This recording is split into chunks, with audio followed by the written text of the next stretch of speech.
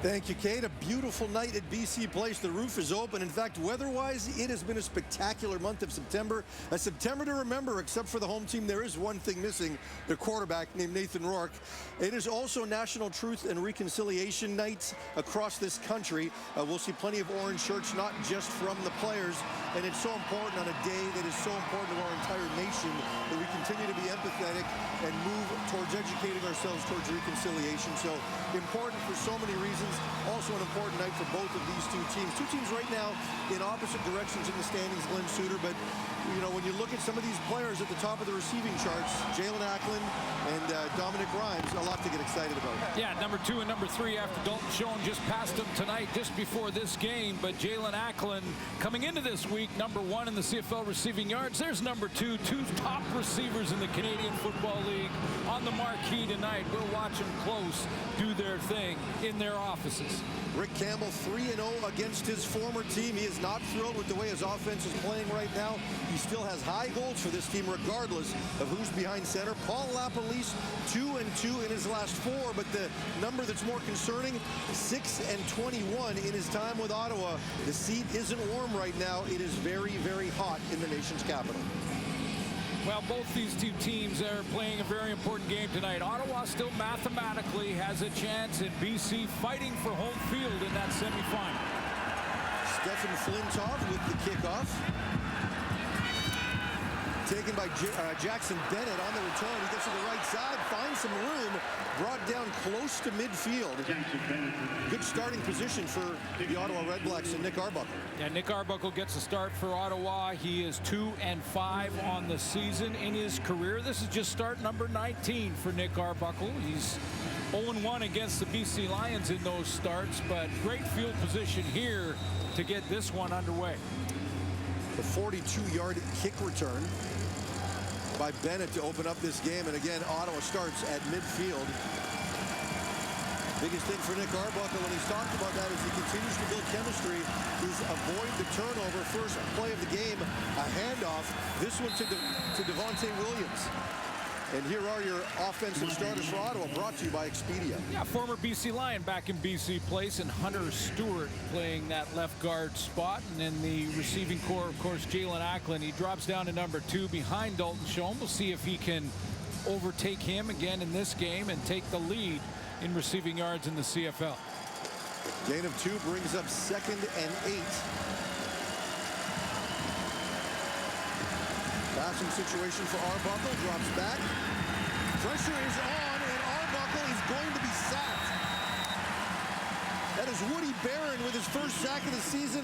First time for the BC Lions. Actually not a sack, it was a 1-yard gain as Arbuckle was able to get back to the line of scrimmage, but the newest Lion making his presence felt. Yeah, first big pass rush there from Woody Barron, who is playing his 2nd game as a BC Lion. He comes around the edge there and gets to Arbuckle, who looked like he had time initially, but didn't like what he saw downfield. Assist to the DBs back there. Richie Leone back to punt. Terry Williams back to receive for the Lions. 33-yard punt, not much of a return, which has been a theme for BC so far. Lions will start in their own territory inside their own 25 as Vernon Adams looks for a better start in this game than he had in the last. Yeah, I guess the question for Lions fans, and again, you know, rubber's meeting the road here. They're in a battle with Calgary for that home field advantage in the semifinal. Important game for them, important win for them. But when you compare the 2 games, 2 weeks ago against Calgary, in Calgary looked great. Last week, different story. Yeah, 2 completely different performances from BC's offense led by their quarterback. No turnovers, but no touchdowns either. They've got to find a way to move the ball, get some first downs, and give their defense a bit of a break. Adams looks to his left, where he's got Lucky Whitehead low pass, and it's incomplete. Well, no Brian Burnham in the lineup for the BC Lions tonight. They do get Suk Chung up front. He missed 2 games with injury, but they will move Keon Hatcher from his wideout spot to Brian Burnham's spot. He played that spot when Burnham was hurt early in the season, and Jacob Scarfone will play where Hatcher played last week. 2nd and 10 for the Lions, and this is where they had the biggest challenge last week against Calgary, is finding a way to convert on 2nd down. Ottawa showing pressure. Adams escapes. Looks like he's going to keep the ball, picks up a block. He's got the first down. Still going. Doesn't take the easy way on the sideline and then slides down at the 48-yard line. A 24-yard run for big play VA. Well, and a good start for Jacob Scarfone is getting a chance to start at that wideout spot, because you're right. I mean, Vernon Adams gets out of the pocket here and gets on the run. I think a lot of people want to see him use his legs more. He's great at it, and he gets out, but a great block up front by his wide receiver, and Scarfone just knocking down that defender to give VA some time. Jet sweep this time for Lucky Whitehead, pickup of about 7. Lucky Whitehead with the football. Let's watch Jacob Scarfone. Let's go back and take another look at that. Love to see young receiver getting a chance to start to, you know, it's not a big catch, it's not a touchdown, but he'll step up and a key block. Scarfone coming into this game with 5 receptions for 51 yards on the season. Spent the 2018 and 19 seasons in Ottawa with head coach Rick Campbell. 2nd and 3 now. The Lions bring in an extra offensive lineman. Handoff to Butler, and he picks up what appears to be the first down. Keeps fighting, gets another 5 out of it as BC gets into Ottawa territory.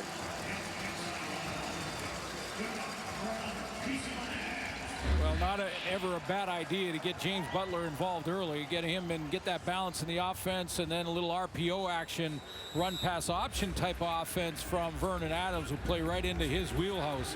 But establishing that line of scrimmage important. The leading rusher as far as sacks goes in the CFL is playing in this game for Ottawa, Lorenzo Malden.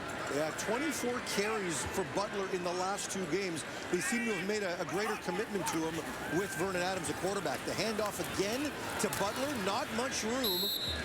2, maybe 3 yards on the play. Let's take a look at Ottawa's D. Cleon Lang with the tackle there. That was the RPO we just saw in that last play. There's Lorenzo Malden, 12 sacks. That leads the Canadian Football League coming into this week. Their leader on defense is Avery Williams, leads in defensive tackles, leads in defensive plays. And you look back in that secondary, leader in interceptions is Money Hunter. He's a big play guy. They'll jump one on him. 2nd and 7 for Vernon Adams, a 6-play drive thus far. Adams looks to his right, pulls it down. He's going to take off again, stays on his feet, gets another first down at the 36-yard line. Adams moves the sticks for BC.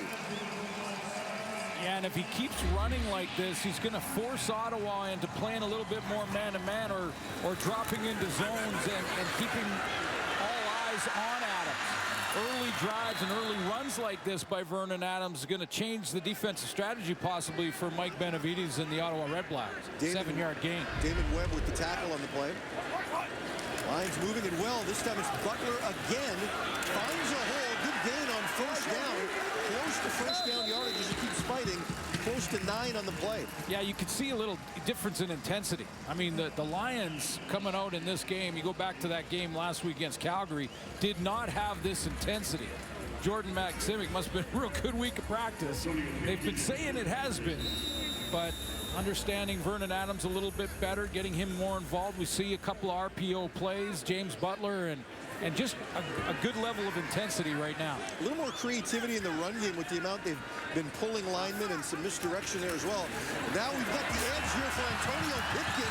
He's got the first down and more inside the 15 to the 13-yard line for the backup quarterback of BC. A 15-yard run for Pipkin. Wow, this is just great sort of student body left. This is what you used to call back in the college days, where everyone's just going to take off to the left, and Pipkin in behind that is just going to take off and get the corner. You got to harden the edge defensively, and if you don't, and it gets soft and gets crumbly out there, Pipkin gets around the corner. They call that the sneak sweep, and Nathan Rourke certainly had a lot of success with that early in the season. 9th play of this drive, BC 1st and 10. At their 13-yard line. Lions knocking on the door. Adams rolls to his right, has an open receiver. It is a touchdown. Keon Hatcher puts BC up 6-0. Just a different level of intensity for the Lions tonight. They know the importance of this game, the importance of home field in the playoffs. Calgary Stampeders are sitting in Calgary right now. They got the Argos tomorrow. You know they're watching this game too to see how the Lions do. But a great opening drive for Vernon Adams, coming off a game that wasn't his best and putting together a long drive, capping it off with a TD. 9-play, 86-yard drive. Again, remember, after the change in field position, they wound up inside their own 25. Sean White with the PAT. It's up and it's good. And the Lions use almost half the quarter to take a 7-0 lead. This offense looks a lot different than it did last week. Keon Hatcher puts BC up 7-0. Coast to coast, the CFL is Canada's game. Well, we're all pumped up. Keon Hatcher, this is his second stint moving inside for Brian Burnham, who was injured.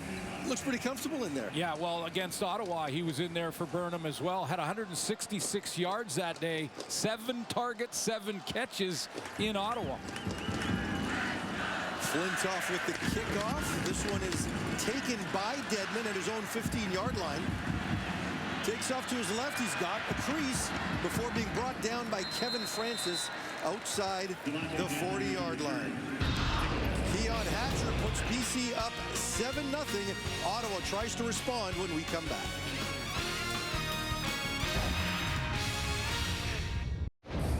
Keon Hatcher gets the goal, but Javon Catoy right here gets the assist with a nice down block to allow Vernon Adams to get the edge on Martin Oguike. There's the block. Vernon Adams out around the corner, and now he's got a choice. He could take off and run for a touchdown wide open, or toss it in there to Keon Hatcher. That key block off the edge to eliminate containment on the quarterback allows Vernon Adams the time to throw the strike. A run-heavy drive for the Lions. We'll see how Ottawa responds here. The quick fake dumps it out into the flat to Jalen Acklin.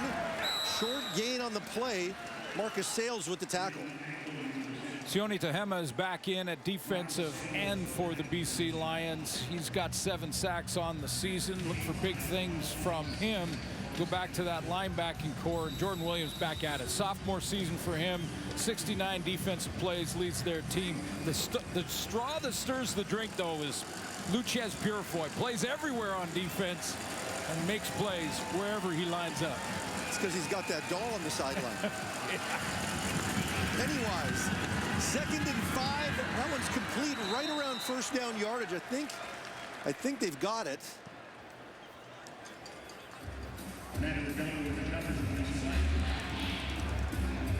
Tavon Smith with the reception. Gain of 6 yards in the first down. That is Smith's first reception of the year as he fills in for Nate Bahar. A little bit of action in front of Nick Arbuckle there, but he went through his progressions and found that dump pass. First down of the game for the RedBlacks. Now an inside flip to Dedman. He tries to pick up some blocks in the middle of BC's D. Good enough for a first down after a gain of 12. I like this play. I mean, Devontae Dedman on a fly sweep. Yes, sir. Give me more of that. If you're an Ottawa fan, you love this. You're putting it in the hands of a true speedster. We've seen him run through 12 on a kick cover team and make them look like they're standing still. That's a good gain. They'll go back to that well. Yeah, I know the hope had been to get him a little bit more involved offensively. It's tough to do because whenever he's out there, they expect him to get the ball. This time, Williams has the ball for a big gain, tries to hurdle Purifoy.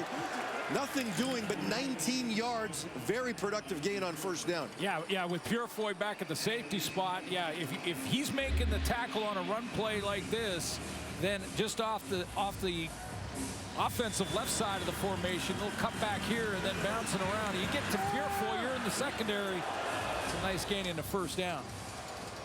Ottawa with a good response on this drive after going down 7-0 early at the BC 25-yard line. This time the fake to Williams. Arbuckle looks left, has a completion. It's Smith again. It's another first down to the 10-yard line. Gain of 15 on the play. Yeah, Tavon Smith wins this battle. That ball was thrown inside. And I think if you ask Nick Arbuckle on this last throw, he would say, I'd want it back, because Smith is the guy who's going to bail him out here. It was thrown inside, and there was coverage coming inside. So that inside break by Purefoy, but Smith just muscled it away from him. Just breaks the 10-yard line, so it is first and goal from the 10. This time, the handoff to Williams, who bounces to his left, but he is brought down. That is Thibaut Tabaye, BC's global player on the defensive side of the ball. Got a few sacks on the year. Yeah. Tabaye is working his way into a kind of a full-time rotation for BC. Goes for a little ride here. Boom Guacham not in the lineup for BC today, which probably means a bit more in the way of action for Tabaye, as you mentioned, trying to get into that D-line rotation. Second and goal, and looks like we've got procedure. Boyd at the right tackle spot appeared to move early. Illegal procedure. Ottawa number 64. 5-yard penalty. It remains second. Self-inflicted wound there for Ottawa. Probably too much of that this season. It is, yeah, it is, and now it makes it a second and goal, but you're outside of the 10-yard line. But up until that point, it was a great response to the touchdown drive from the Lions. That was a 9-player. Came back, can they convert here? Second and goal from the 13. Arbuckle drops it well back. Has a receiver. It is caught. That is Williams, but he is well short of the end zone.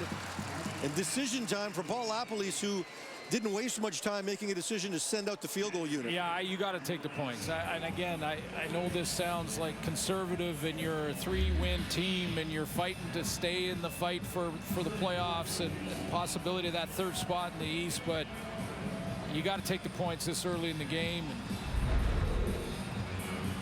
it's a sound decision. Arbuckle deciding to check it down there rather than taking a shot at the end zone. Manny Rugamba with the tackle. And Lewis Ward on to attempt what should be a chip shot field goal. Up and through. Ottawa responds with points. It is 7-3. Vernon Adams, when we return, will try to answer for BC. You know, that last drive had to do wonders for Vernon Adams' confidence after taking 5 sacks last week and delivering no touchdowns. With more on Vernon, here's Blake Price. Yeah, so far so good for the Lions offense. And you know what, Kelly Bates, the offensive line coach, concedes last week versus Calgary was probably that unit's worst outing of the season, but not necessarily because of the 5 sacks. He says that he even had trouble finding one of those sacks on video after the game, but he says that, you know, this is a group that he believes in, and that even by their own metrics, even though it was a bad game, this is a progressive group that sees the shades of gray rather than the rigid black and white of that position in years gone by, and believes that this group will react to the ever-changing defenses and wants them to play aggressive, be the hammer, not the nail. So look for that ahead of Vernon Adams here for the rest of the night. And they've got one of their big hammers back in Suk Chung, who missed the last couple of games. Andrew Pearson filled in for him admirably, but I know they're happy to get the veteran back. Yeah, and we see a little bit of run game, and run game allows them to be aggressive. This time Adams drops straight back to pass. Looks on to the left side where he finds Dominic Rhymes. We talked about him in the pregame. Good start for him. Yeah, four receivers so far this season over 1,000 yards. 2 of them are playing tonight. Dominic Rhymes is one of them, coming out of the backfield here and getting that waggle motion to the line of scrimmage. Just runs an out route on Damon Webb. Timing is there, throw is there. First catch for Dominic Rhymes. BC out to the 50. Adams drops back again. This time swings it out to Butler. Gain of about 5 on the play. We'll see where they mark it. Positive gain on first down. Well, you know, Vernon Adams looks completely different than he did last week. And you take a look at 2 weeks ago, and the completion percentage was there, the yardage was there, the win against Calgary on the road, and then faces the same team, same defense here in BC Place at home, and the numbers completely different. But we're looking like 2 weeks ago Vernon Adams right now. Yeah, talking to the folks in Calgary, they didn't do a lot different between those 2 games, but yet he saw it differently. Looks like he's seeing the Ottawa defense well so far. This time he takes a shot. He's got an open receiver. It is Rhymes again inside the 20. Yeah, there seems to be just a focused demeanor about Vernon Adams tonight too. That throw was as accurate as I've seen Vernon Adams on a corner route here, a real skinny corner here to Rhymes. But look at just hitting him in stride over that left shoulder. Gain of 36 down to the 19-yard line. BC in the score zone again. Adams with the handoff this time to Butler, but not much doing there. He fights to get back near the line of scrimmage. Well defended by Ottawa.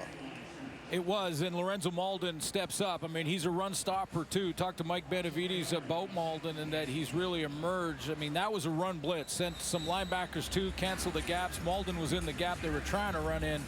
He said this guy has been nothing but fantastic, not only in the sack department, but also stopping the run. Loss of 1 on the play, 2nd and 11 from the 20. Adams drops back, steps up, flips it to Butler, makes the first man miss, inside the 5, touchdown BC.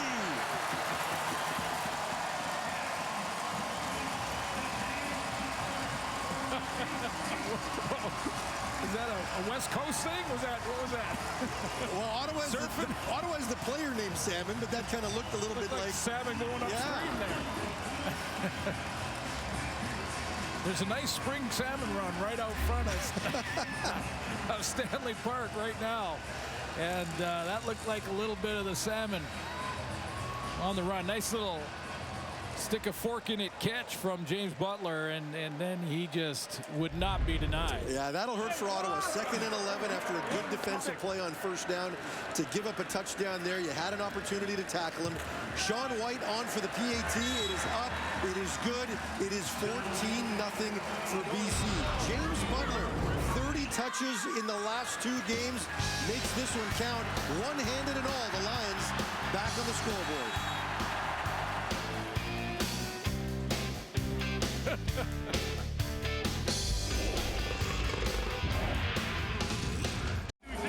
James Butler caps off a 5-play, 70-yard drive. You know, I talked about the commitment they've made to him in the last 2 weeks. It's paying off dividends right here. All right, I love the catch. Just great confidence.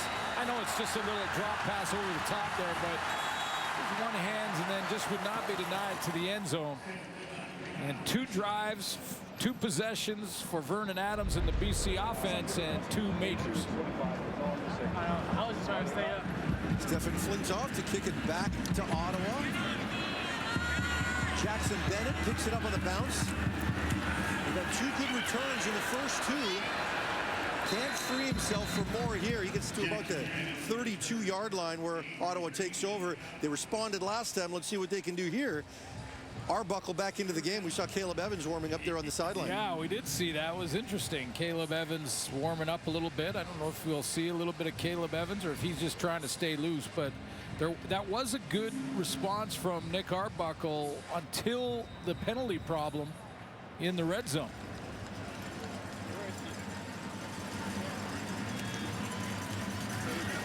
Paul LaPolice certainly feeling the record right now. Just a lot of speculation about his future coming into this game. We'll see how his team responds here. The handoff again to Williams. He bounces to his left. Good gain on the play. We do have a penalty flag down. He crosses midfield before being tackled by Matthew Betts, but that one might be coming back. Yeah, I don't think there's any question. That was from the back, or the official right at the point was at the point of attack. That'll be a holding call against Ottawa. Holding. Ottawa number 67. 10-yard penalty will be enforced in the next quarter.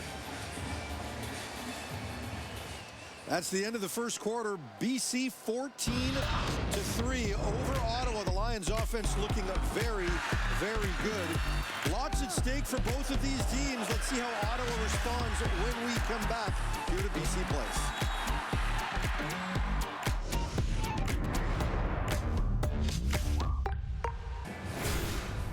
Let's take a look at the first quarter stats. These are the kinds of stats we saw a lot of from BC in the first 9 games. Yeah, Vernon Adams looked great in that first quarter. He really did. He looked sharp. He looked focused. He was poised and making throws, and they got James Butler involved. So the stats there for BC. And, you know, when you look at an Ottawa RedBlacks team, struggling team with just 3 wins, they make those small mistakes. Inside the 10-yard line, procedure penalty. That last one on that great run to start this drive, 37 yards. That was a 27-yard run.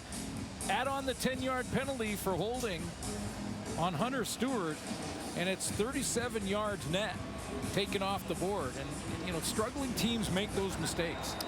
Not what you want to see if you're Nick Arbuckle, opening up the second quarter with 1st and 20 from his own 28. Arbuckle 5 for 5 so far in that first quarter. Drops back the pass, has some time, checks it down to Williams again. Tackle, but still manages to stay on his feet. Gets the penalty yardage back, but not much more than that. Bola combo in for the tackle. Yeah, get back to the original line of scrimmage and take a look at Nick Arbuckle's last 4 games. When you think of 2 of them wins, the top 2, and then back-to-back losses to Toronto, that's put them in a precarious situation here when it comes to the playoffs. Yeah, when you look at his numbers last week, Glenn, 23 of 37 for 231, not bad, but those 2 interceptions will kill you every time. 2nd and 10 for Arbuckle, this time to Williams again. Brought down again, short of the first down. Manny Rugamba with the tackle for BC. Maybe 2 yards short of the first down. Let's see what Paul LaPolice decides to do here. Looks like he's going to go for it. Caleb Williams checking into the game. Only a yard to go. I was going to say, when they finally spotted the ball there, it did get to just inside of a yard. So, you know, this is a good decision.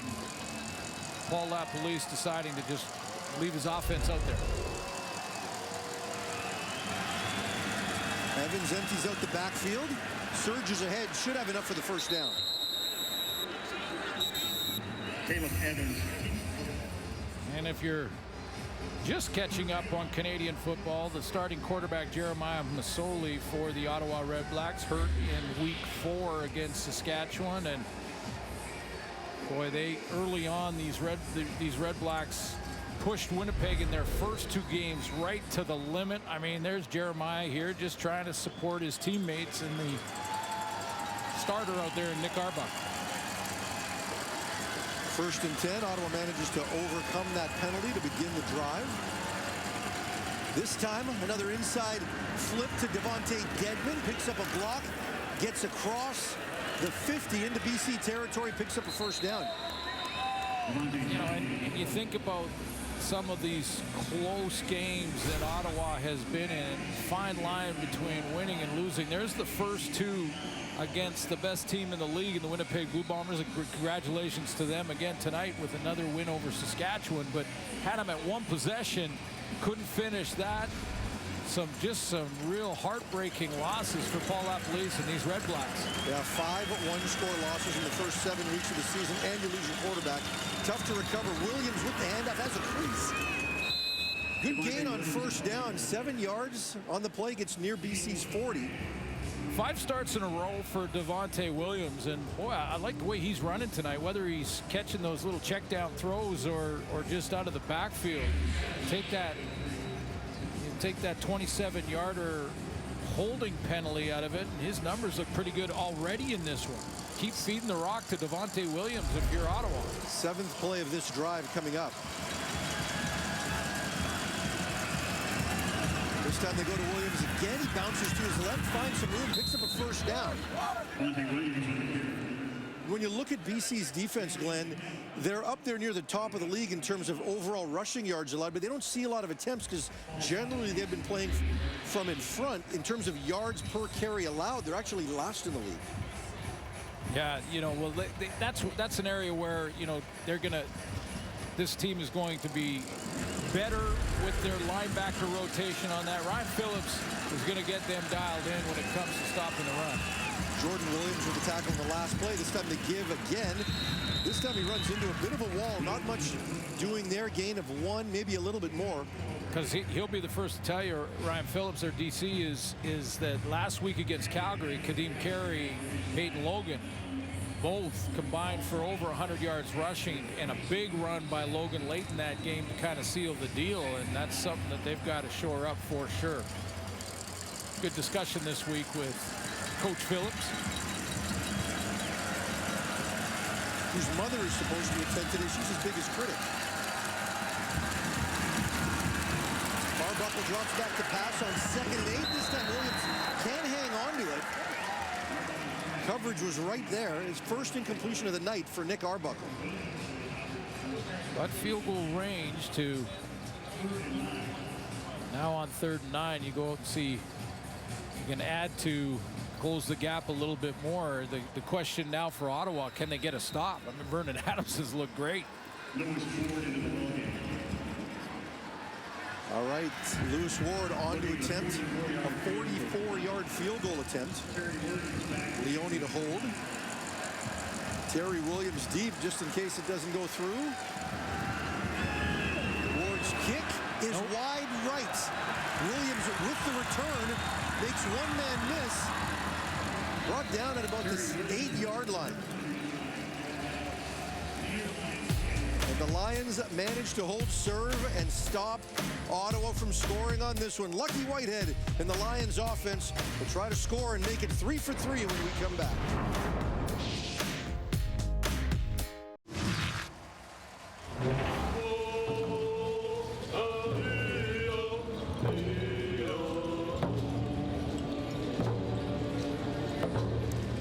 Lucky Whitehead being escorted into BC Place with members of the Tsleil-Waututh Nation. Obviously a very important night, Truth and Reconciliation Day here across Canada. The Lions were really at the forefront of this a year ago as far as the CFL is concerned. Orange Shirt Day has become a big thing here for more than the obvious reasons with the team on the field, as we all try to educate ourselves on what is a very, very important topic. Yeah, it really is a somber national holiday to recognize the horrible impact of the Canadian residential school system. And every child matters is not just a slogan. It's to honor the Indigenous children who never returned home and the survivors of the residential school system, one of which not far from here at Kamloops. Yeah, certainly that story made so much news when the tragic results of that were discovered. BC now 2nd and 8 from their own 10-yard line. Pressure on Adams, who manages to escape, finds an open receiver, and that is Jacob Scarfone across the 30, brought down at the 34-yard line. Gain of 24-25 on the play as BC gets out from deep in its own territory. Vernon Adams is moving around in the pocket nicely. Again, composure. That pocket broke down on him, but he bounces outside, and Scarfone just found that spot. Sat down in it, and the scramble rule's working for number 82. Last week, he was so uncomfortable trying to find any escape lanes, and they were there. This time, though, he looks very confident tonight in that area. BC at their own 35. The give to Butler, who cuts back. He's got some room. Picks up 7, maybe 8 yards. Out to the 43-yard line, making it 2nd and short for BC. Yeah, coaching young kids or young quarterbacks or whatever far on where you get, it doesn't matter really the level, but when your quarterback is starting to drop his eyes too quickly to the pass rush, that's when he starts to panic and can't see those lanes because he's looking at the rush. I think right now, Vernon Adams is looking downfield, and those lanes are opening up naturally for him. Antonio Pipkin into the game on 2nd and 2.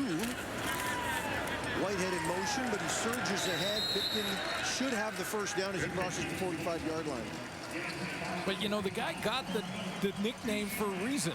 Big play VA. I mean, he got it for a reason because he's so capable of taking off and running. Both these quarterbacks, Nick Arbuckle, Vernon Adams, I think they both realize, because they've been given lots of opportunity in the Canadian Football League, they both realize that the next handful of games for both of them, crucial when it comes to them as starters in the game. Yeah, Adams said as much when he first got to BC. He knew what this meant in terms of how he was going to be perceived league-wide. This time the quick fake. Pressure there, so Adams pulls it down. Fumbled the ball.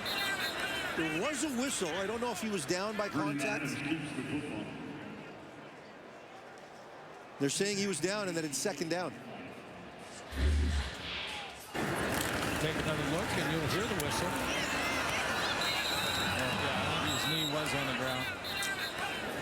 Loss of a yard on the play, so that'll qualify as a sack. It's Avery Williams with the sack on the play, bringing up 2nd and 11 for BC. Lions have scored in their first 2 possessions. They'll have to convert here. Just 2 men rushing right now. Adams can't find anybody open, and he is dropped. Pulled down.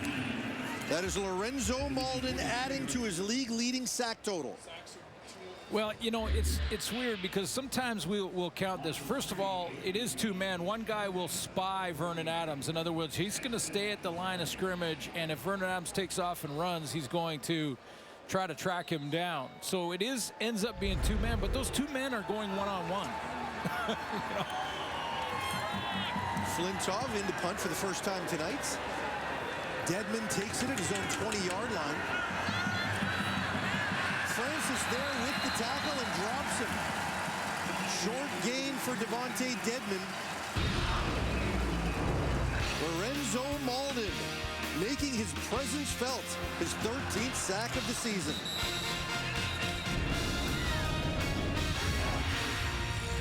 Justin Jefferson and Marshawn Lattimore as they face off overseas Sunday 9:30 Eastern, 6:30 Pacific. It suits the Sunday night game in Tampa. I'm going to that tomorrow. Nice. Arbuckle incomplete, looking for Darvin Adams. I just missed the hurricane. Yeah, it's a mess down there right now. He's watching the news. And wishing the best for all those folks down south that are trying to clean up after that hurricane hit. You know, there's players in the league right now that have family members down there.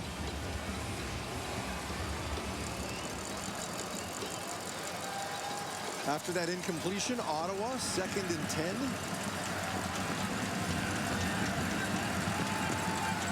BC showing pressure. 8-man pressure. He's got an open receiver. It is knocked away. Adams looking for the flag.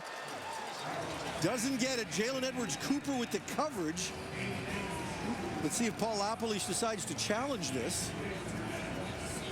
He's listening to his spotters right now, it sounds like, or it looks like. He's got his hand on the flag, but I thought Jalen Edwards-Cooper was close on the timing.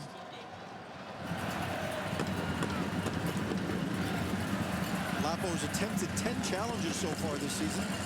Decides not to make it 11 there. They're waiting. They're giving him every chance, and in fact, it does come out. They gave him every second before snapping the ball there. Yeah, and you know, part of it is to get as many looks and replays to the spotters that we can get them, but let's take a look at the timing here from Jalen Edwards-Cooper. It does look, when you slow Ottawa it down a is little bit, challenging like the previous play for defensive pass interference on the receiver number 1. The play will be reviewed. When we come back, we'll find out if Edwards-Cooper got there a little early.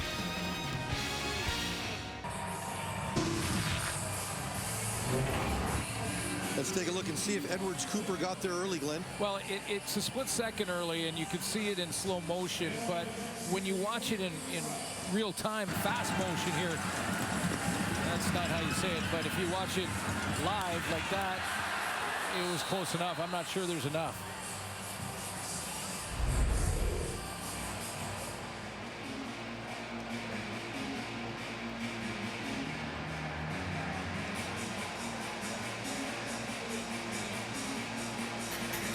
After review by the command center, the ruling on the field stands. Ottawa's charged their first timeout.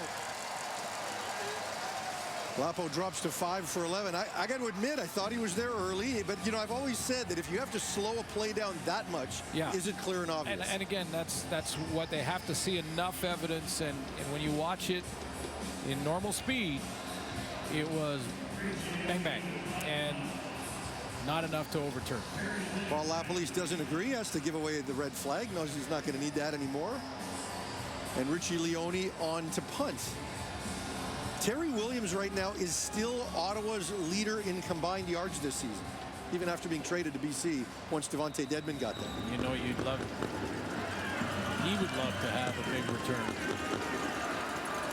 Over 1,300 yards acquired while with Ottawa. Takes it just outside his own 35. Not much in the way of blocking as he gets wrapped up after a gain of 5, maybe 6. Just a barrage of hits. You know, these returners, man, you have to have courage to catch the ball and head full speed into 4, 5, 6 guys just ricocheting off everybody. A couple of players down, including rookie defensive back Adrian Green for BC. And, you know, the one thing with the Lions, they have got nothing out of their return game this season. Even when Nathan Rourke was on and the defense was on, their teams have been a challenge, especially that part of it. They brought in Terry Williams to try to give them a spark, but there just hasn't been much there.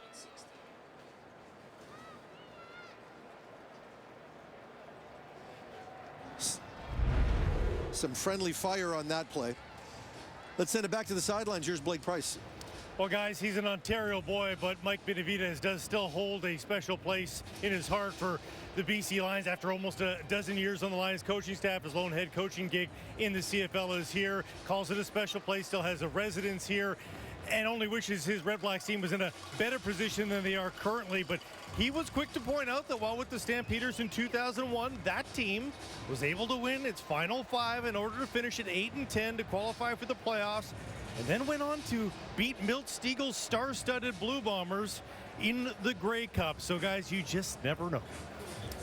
Well, you got to keep hope alive, I think, is what he's trying to do. And, you know, whenever a team starts the season, you know, real slow, like they're 0-5 out of the gate, that BC Lion team is always brought up. And Coach Benavidez saying the same thing to his guys. Look, it can happen as long as mathematically you're not eliminated. Keep playing hard and then let the chips fall. And for the most part, his defense has been solid all season long. Even Nick Arbuckle, we talked to him earlier in the week, and he talked about just finding reasons to keep hope, because he also believes in that side of the ball, that they're playing well enough to win. Yeah, and I like some of their core pieces, like Lorenzo Malden, Avery Williams, Frankie Griffin, we haven't talked about yet, but is having a great season. Kenny Onyeka, the injured Red-Black. Adrian Green for BC. 1st and 10 for the Lions from their own 44-yard line. Adams drops back to pass. Has Lucky Whitehead in the open. Brought down at the 40-yard line. A big pickup.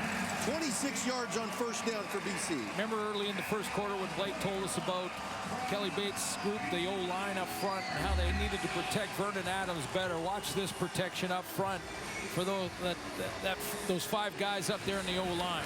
Vernon Adams not touched, stands in there for this crossing route, layered crossing route to Lucky Whitehead. And Lucky's had a quiet month, as many of the BC receivers have, but in the last 4 games, he hasn't had more than 4 receptions. He hasn't had more than 48 yards. They're getting him involved early. Adams drops back, swings it out to Butler, throws it a little behind him. He's hit right away. Gain of maybe 3 on the play. Yeah, when you talk about production for receivers, it's kind of skewed. I mean, Nathan Rourke was netting almost 500 yards a game before he got hurt. No doubt about it. That is the 3-minute warning. The Lions looking to add to their lead when we come back to BC Place.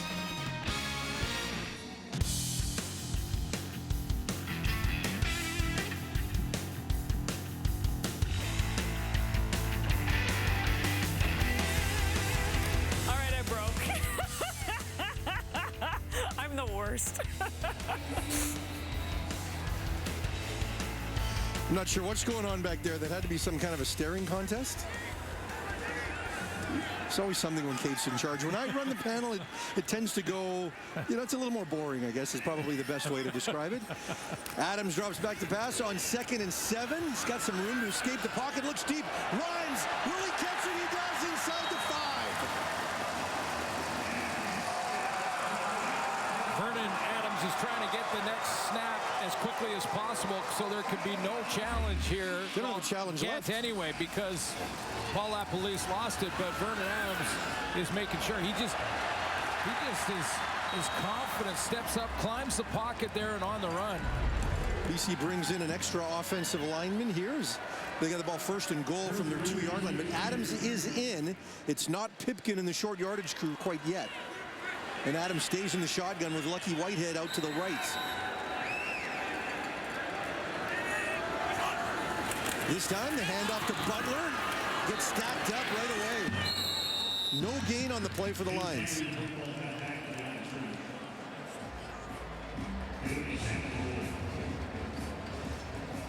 We have an injury on the play. I think a defender for Ottawa. Looks like Davon Coleman.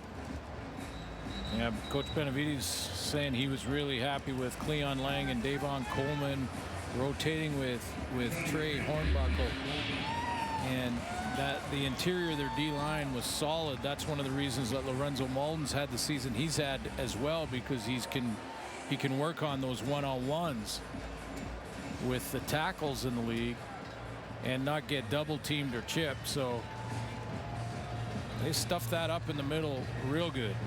Coleman originally came into the CFL with the BC Lions. Has 4 sacks on the season so far. 2nd and 10 for BC. They now do have Pipkin in the game with Adams watching on. 2nd and goal here for BC. Now Pipkin, when he was in that short yardage in the first quarter, got the edge. So, you know, Ottawa has tried to make adjustments since then to harden that edge, make sure they have containment, and then it becomes a leverage game over the middle.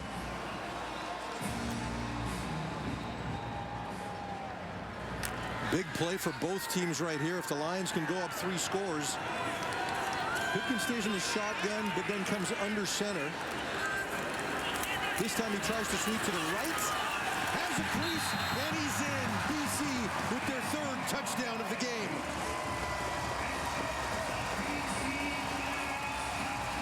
I think it was the opposite direction last time, but same result to get around that edge.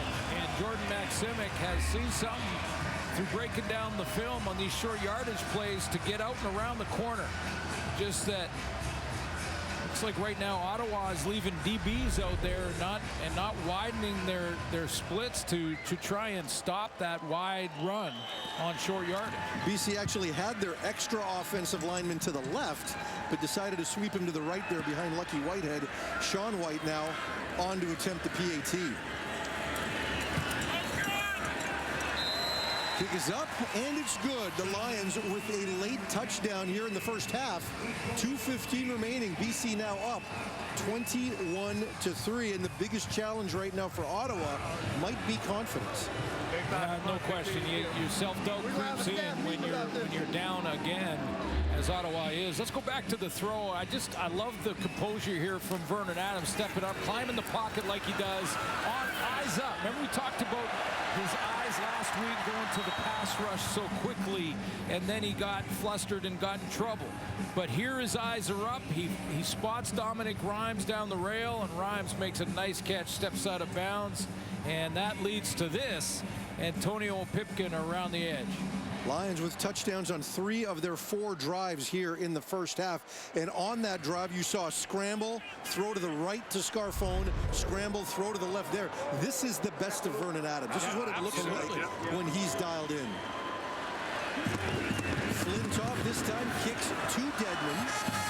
Takes it just inside his own 20-yard line. Boy, Ottawa could sure use a return here, but they're not going to get it.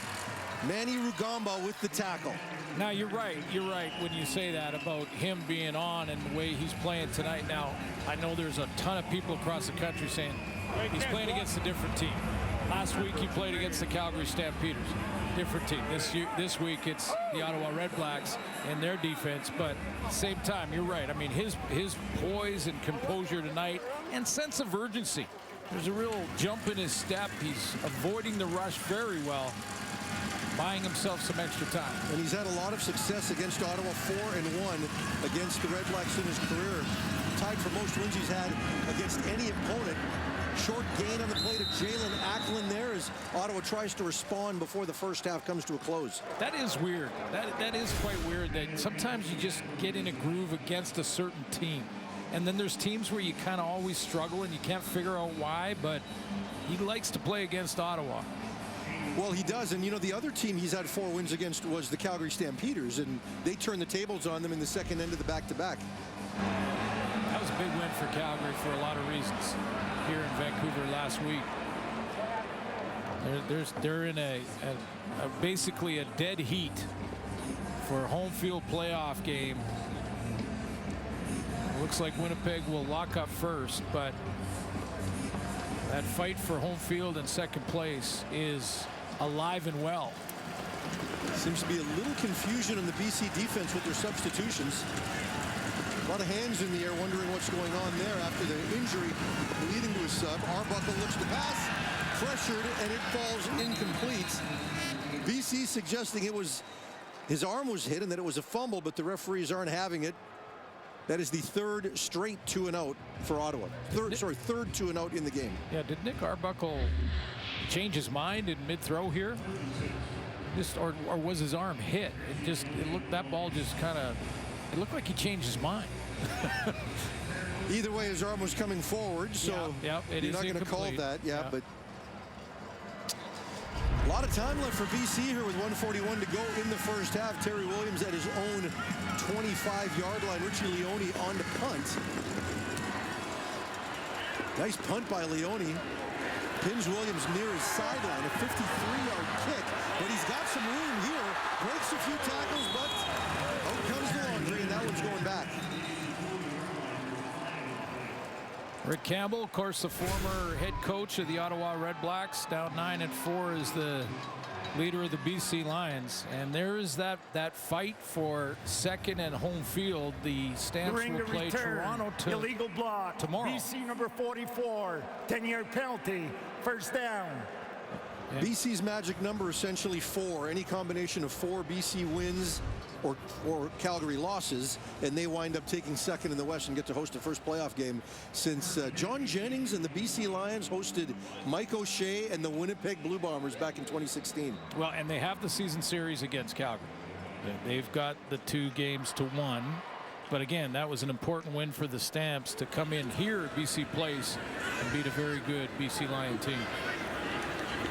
Adams at his own 20. Lots of time left here. Ottawa just rushes 4. Adams in trouble, and he is brought down. Is it Malden again? Malden might have got there. It was 4-man pressure, and Mike Benavides drops everybody else real deep. I mean, when you take a look at there's the 4 men up front. Now go ahead and run it. And let me show you what is available here to Vernon Adams once he comes back. Stop it there. There's a whole bunch of room because of the depth of those drops. It's basically a cover 4, which is 4 deep from the DBs. But James Butler out of the backfield looks like a real nice option in that kind of look. Loss of 7 on the play. They gave the sack to Cleon Lang. The quick screen to Lucky Whitehead. Patrick Levels fights through the block and makes a quick tackle. BC will punt 2-and-out. Their first 2-and-out of this ball game. Patrick Levels, I mean, I'm not sure they pick up the first down here at all, but Patrick Levels, even if Levels doesn't fight through and make this tackle, but he does. The first guy is the most important block on a play like that. Yeah, Ottawa certainly did have numbers. First down, highly unlikely. That one almost blocked, might have been tipped. Gets out to the 40, flags come out, so there will be no yards on the play. And a bouncing ball this year, remember, is still a 15-yard penalty for no yards. And by the way, the no yards penalties have dropped significantly because of that rule change. Because coaches aren't willing to take the 5 yards. Exactly. They used to coach it. Now they're not doing that anymore. 15-yard penalty there is huge. It looked like an Ottawa player got a hand on that one.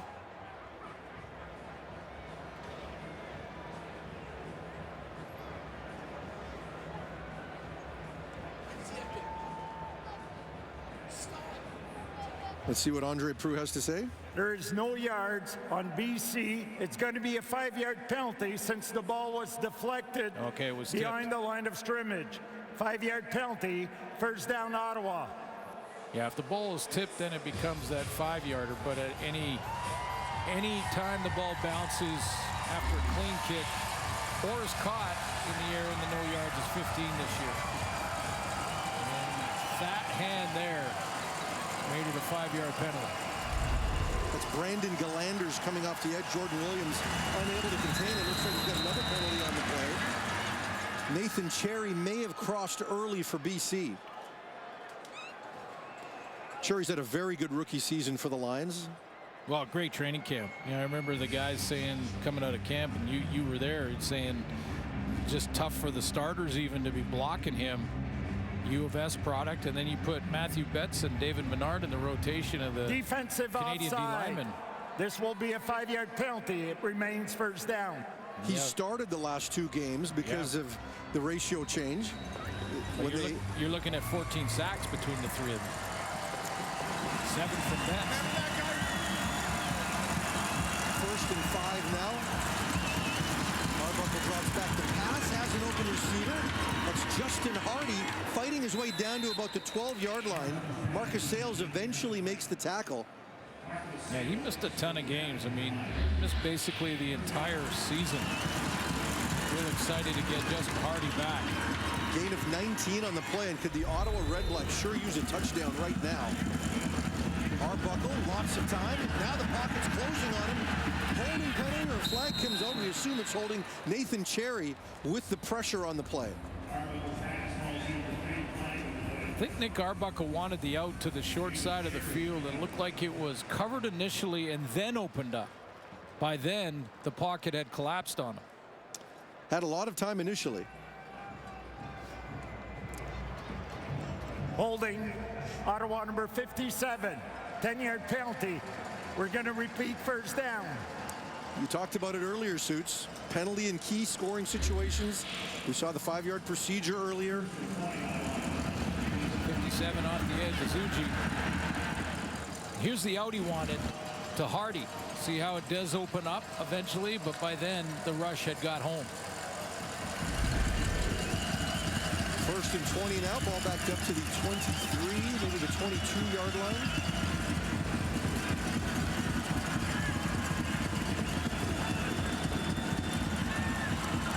Big play here for Ottawa to get some of this back. They do not want to settle for 3 with 23 seconds to go here in the first half.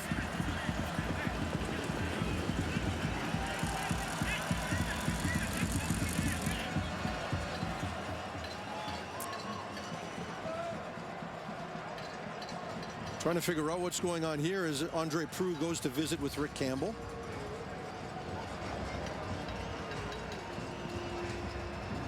Well, they're talking to Rick Campbell, which means it was something that Ottawa did that is giving the Lions the choice. Let's see if this was intentional grounding. There were 2 fouls on the previous play. Holding 57, Ottawa's decline. Intentional grounding, Ottawa number 19. That penalty is accepted. It will be second down. That's a big one because now you don't get the down over again here. Yeah, and it was behind the line of scrimmage. If the ball had gone across the line of scrimmage, there doesn't have to be a player around it. It's not intentional grounding, but behind the line of scrimmage, there has to be a player near the ball. Second and 21, he checks it down to Williams. Williams run out of bounds at about the 15-yard line. Jalen Edwards-Cooper in the area. No hesitation. No hesitation from Coach LaPolice here to just go with the field goal team. Well, from the 15, you probably have to, and at that point, it still becomes a 2-score game. Yeah, I'd take the points. You still make the sound, conventional sort of wisdom decisions at this point. I mean, desperation, possibly. That may be in the second half. Lewis Ward on to attempt a 22-yard field goal.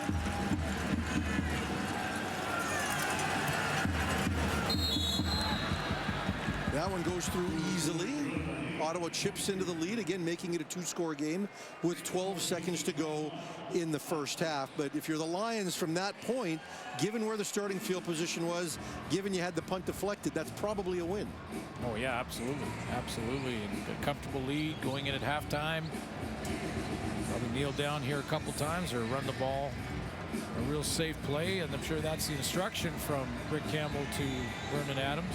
Oh, Jason Tucker, good receiver in his day. Jason Tucker loved that corner route. Ricky Ray to Jason Tucker. Well, Jason Tucker has had a plethora of weapons to coach, and he's been pretty excited about this group. Yeah. Who wouldn't? Doesn't look like they're going to take a knee.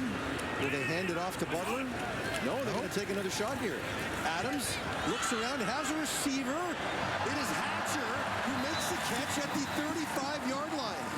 Wow. I love it. I mean, why not? I mean, keep pushing, play to win, play aggressively, go after it. There's chance for a field goal, and they're going to send the field goal team out right now. Make one play down the field. If you don't, you get sacked, and then you kneel on the next play and head in at halftime. But if you can make the play down the field, you get a chance. And that corner route man, Jason Tucker, says, yeah, I coach that guy. Yeah, that's my guy. Well, he took the post route there in double coverage and probably taught him how to go up and make contested catches too. We got 43-yard field goal attempt here for Sean White, trying to restore BC's lead. Kick is up, and it's good. He's on, man. Is there another kicker in the league you'd rather have right now than Sean White? Sean White is definitely on, and for the Lions, that is a big momentum swing back in their favor as they restore their 18-point lead. He's only missed 2 field goals all year. The BC Lions with an exceptional first half, close to 300 yards of offense, and they've got a big lead over Ottawa going into halftime. And back alongside David Sanchez, Dave Naylor, Milt Stiegel, and what a wild turn at the end of that half. I don't think any of us thought, oh, they'd take a knee, they'd be fine with that lead. No, they just restored that 18-point lead and just dominating at this point in this game. Milt, let's start with Vernon Adams, because coming into this game, we said he needs to get this offense going. It was a lackluster performance against the Calgary Stampeders. He's 11 of 12, 207 with 2 TDs. He looked great in the first half. And this is the Vernon Adams they've been waiting for, the Vernon Adams from 2019. And I know a lot of people are going to say, well, they're playing against the Ottawa RedBlacks. Well, 2019, we saw Vernon Adams do this against each and every team. He has an ability that very few quarterbacks have. We know how mobile he is, but he's also making some plays with his arms. And these BC Lions are set to win the Grey Cup. They're not settling. That's why they gave up a first-round draft pick for Vernon Adams, for them to do this. But now he has to be consistent. We've seen this in one half. He has to come out in the second half and continue to do the same thing. But this is what they expected out of Vernon Adams, and so far, so good in this first half, Chaz. I don't even care if he's consistent. I want him to be explosive. I mean, I get what we're saying. They want him to be, consistent. But what, you said he has a different set of skill sets, a special the special set that only a few have, and that's just his playmaking ability. I want to know what Rick Campbell said to him, because he saw before the half. Rick said something. We're playing Ottawa now. I'm just joking. I thought they were going to take a knee to Case Point. They were going to take a knee, and then all of a sudden he shots out there and throws that dig to Hatcher, get them a field goal. The decisiveness that I've seen in Vernon, that's what we talked about. Whether it's decisiveness, getting to his drop, it seems like deeper drops and get rid of the ball, or even the decisiveness to tuck it and run when he sees fit. And that's what makes him special. And we saw it in the first half. On first down right now, they're averaging over 6 yards of play. That's excellent. On second down, 15 yards of play. Wow. They're pretty... they're explosive and pretty efficient right now. Yeah, with that lead they've built up, they're going to force Ottawa to be one-dimensional in the second half. And, of course, Ottawa RedBlack fans are used to seeing a half of football without a touchdown. They saw another one tonight. The only consolation, if you're used to seeing the same thing for Ottawa all over again, you got to see a few different things tonight. They used Devontae Dedmon, their returner, out of the backfield on a few shovel passes. They threw the ball to Tavon Smith. So you're seeing a little bit of different mix. Justin Hardy gets into a play here in a moment. The former Atlanta Falcon that they got some production of early in the year.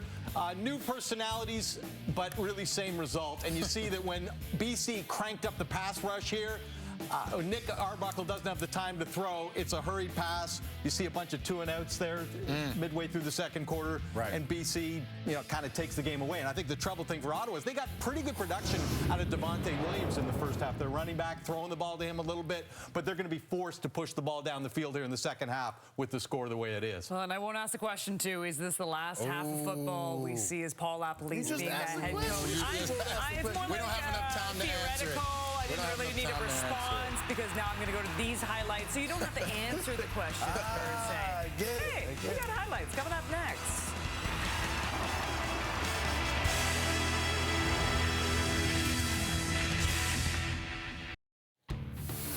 The earlier game today, Riders taking on the Bombers. First quarter action, Winnipeg driving. Zach Collaros going to roll to his right, looks for Rasheed Bailey, hauls it in, well-falling 36-yard touchdown Bombers.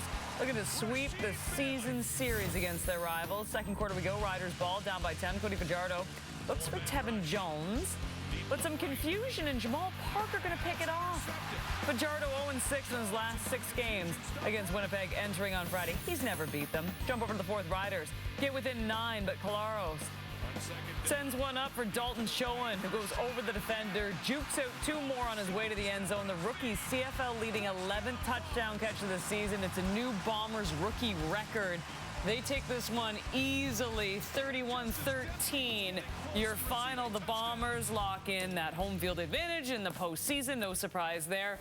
For the Saskatchewan Roughriders, though, they needed this game. I mean, you look at their schedule now moving forward. They've got 2 more games against the Calgary Stampeders. They're hosting the Grey Cup, and then they come out and they have 5 turnovers in this game, Ches. It's unacceptable.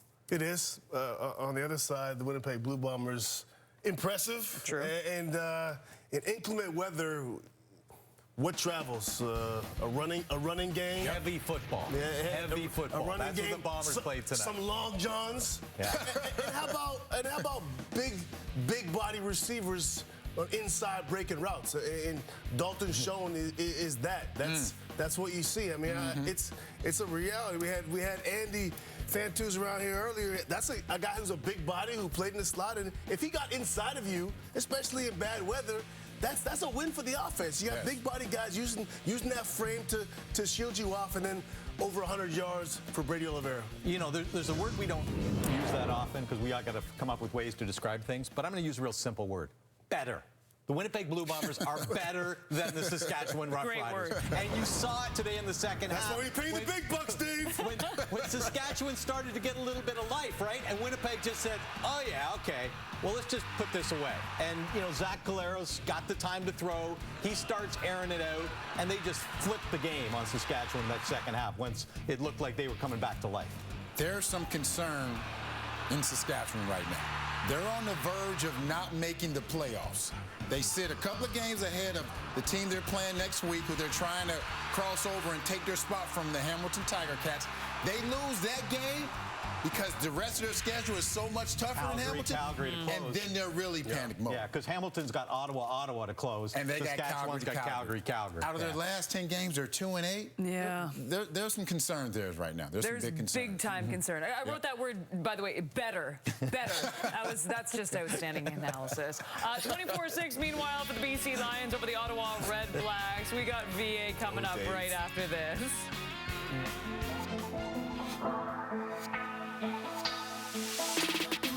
Adams escapes, doesn't take the easy way on the sideline, and then slides down, steps up, flips it to Butler, makes the first man miss, inside the 5, touchdown BC. Adams can't find anybody open, and he is dropped. Lorenzo Malden adding to his league-leading sack total. There is no one better to break down the stats than Dave Naylor. You know, Kate, when the numbers on the right are roughly double the numbers on the left in the first 4 categories, you get a score of about 24-6. But the ones that really jump out to me at the bottom, they're 3 for 3 in the red zone for BC, 0 for 2 for Ottawa, 10 of 12 second down conversions, 2 of 9 for the RedBlacks. As promised, here's Blake Price standing by with Vernon Adams. Vernon, was that a little bit more like it for you? Yeah, man. You know, game's not over, though. Man, going in half, 0-0 mindset. We get the ball at half. We need to go down and score. What do you attribute the success in that first half? Is that more just you being acclimatized? All the fellas are locked in, man. O-line's doing a great job. Receivers are getting open, man. And I'm just doing what's asked of the play call. And you're running the ball, too. A little bit, yes, sir. Enjoy it. Thank you. VA and company with an 18-point lead. We will get you back to BC Place for second half action right after this.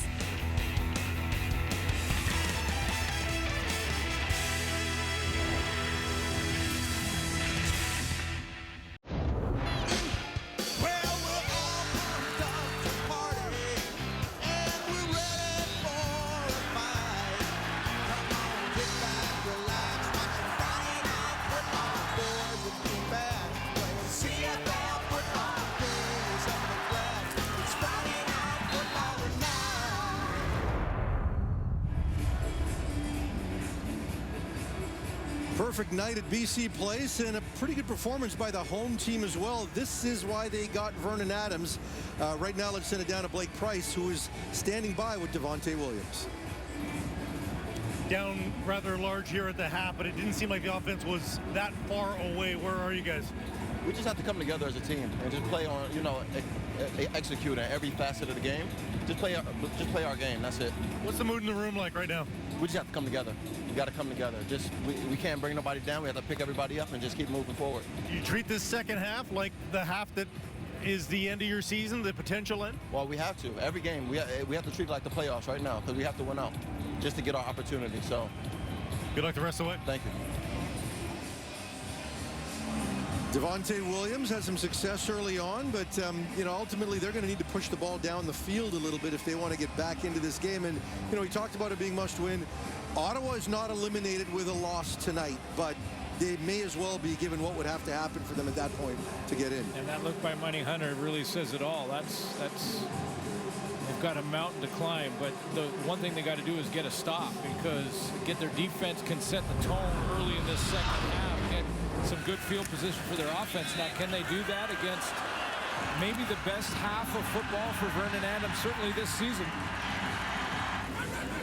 Started out with a 9-play drive, the very first possession of the game for the Lions, ran a couple of times on the possession, and really had the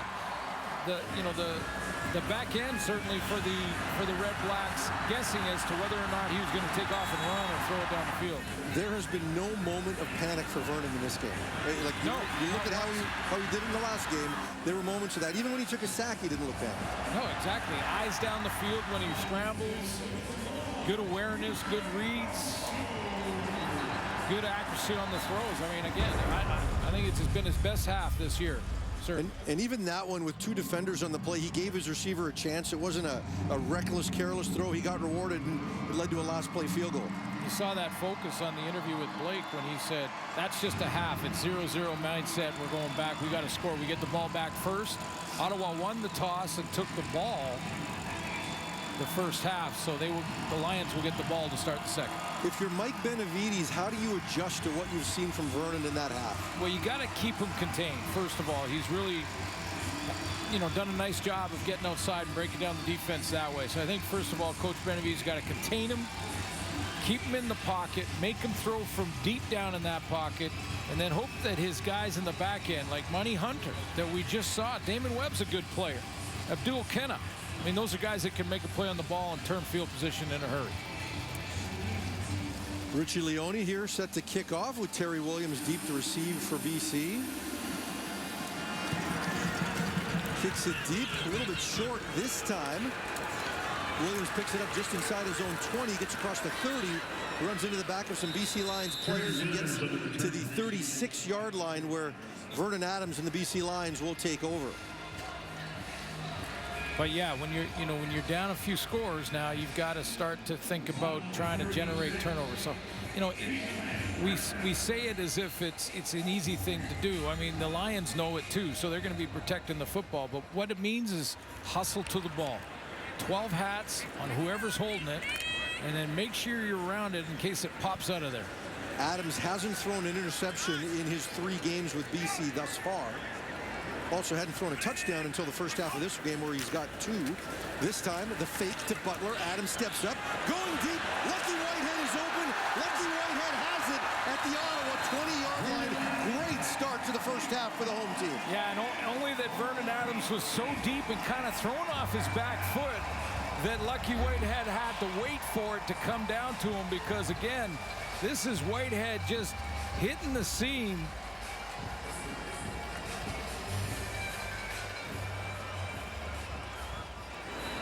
But Vernon Adams throws it off his heel here. It's a little play action. He slips, and because of that, Whitehead has to slow down and come back and get it. But still a huge gain out of the gate. Whitehead untouched going up the middle of the field. That's probably not a guy that you want to leave. A 54-yard gain sets the Lions up in the score zone again, where they hand off to James Butler. He finds a crease, fights for the first down. He's got it inside the 10-yard line. It'll be first and goal for BC. We've got an injured Ottawa player on the field. I think what you have to notice here is how far in behind coverage Whitehead is. I mean, we're talking a good 6-7 yards behind everybody. It wasn't off his back heel really for Vernon Adams, but he did slip as he went to initially throw that. That's what he's saying right now. And if I didn't slip, I'd have hit you in stride and scored. We'll step away. When we come back, BC tries to add to their lead. First and goal.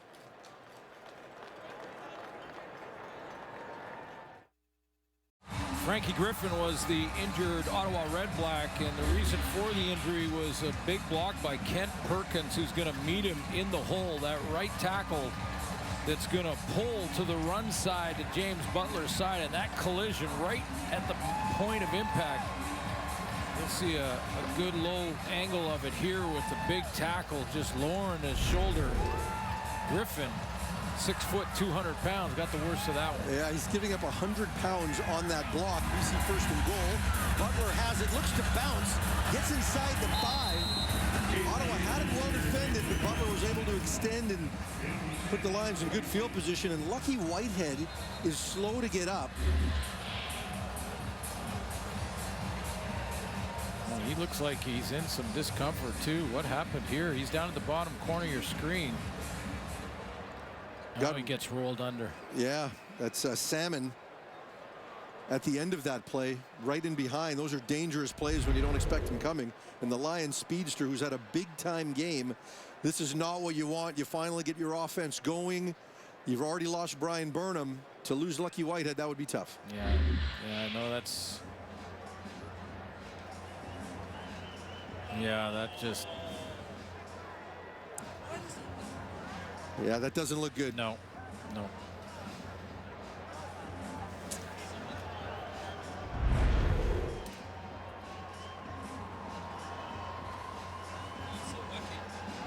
A hush falls over the stadium here as they know the value of Lucky Whitehead to this team. Brian Burnham, who's had an injury-plagued season, doesn't want to see that. They've shown the replay up on the scoreboard, and certainly a play that did not look good. Well, and sometimes, and we'll just cross our fingers, they don't look good, and they turn out the player's okay, and some of those ones that look almost innocent and the player sometimes gets hurt. So we'll just cross our fingers that Whitehead will be okay. And I know you've reported for him this week that they hope and are real optimistic that Brian Burnham could come back in a few weeks. So you're just in time for playoffs. Yeah, absolutely. Their hope is that they can get him back maybe as soon as that final regular season game against Winnipeg. And there's also another player that they're thinking they might get back that early, if in fact they're so fortunate, that being number 12, their quarterback Nathan Rourke. But you don't want to add Lucky Whitehead's name to the infirmary list right now. But walking off without the cart, but walking off fairly gingerly here.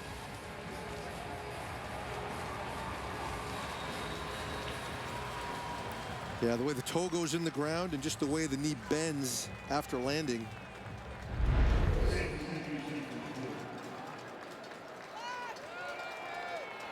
All right, so let's see what BC does here. Daniel Peterman checks into the game to replace Whitehead. Adams looks to his left. That pass is knocked down. He was looking for Keon Hatcher in the end zone. Malden get it? Looks like it was Malden. We've got another premier pass rusher in the Canadian Football League. It's been a position where we've seen some of the greatest athletes and players played off the edge. Malden's another one. Sean White on to attempt the field goal to give BC a 21-point lead here. The 11-yard kick is up, and it's good.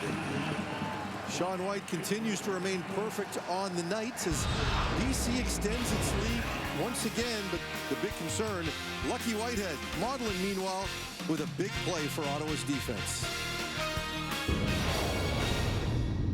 And I were talking about this the other because he's getting ready to load up on it, so he didn't want any spoilers.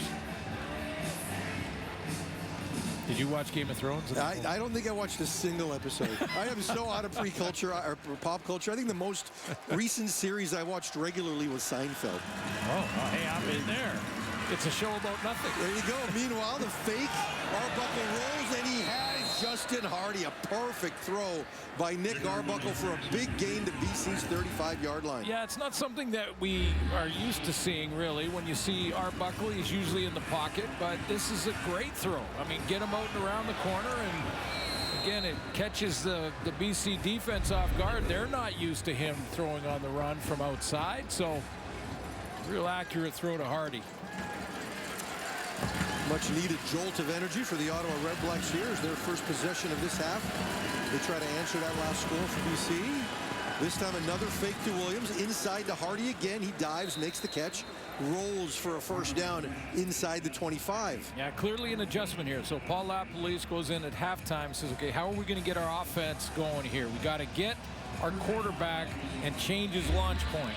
Change where he's throwing the ball from. So whether it's play action here and just a few steps off the tackle or full roll like we saw on the corner route to Hardy, trying to move that launch point. Another first down. This time they give it to Williams. He finds a crease inside. Nice gain on the play. Should have another first down to about the 14-yard line. You know, he ran well in the first half. I mean, numbers, take a look. He had 6 carries in the first half, 35 yards, and also had 35 yards receiving on some of those checkdowns, which are just extended runs, really, and nice little hole off that left side. Ottawa 0 for 2 in the red zone. We'll see if they can capitalize here. They need this. Williams again with the handoff. Finds the left edge, cuts back, and goes down. This time a loss on the play. Sione Tuhema gets into the backfield. Just you know, that's what you got to do, is keep it alive, keep stringing it out, as coaches will say. If you're the BC defense, keep stringing it out this way so that, you know, a guy can't find that lane to just hit it.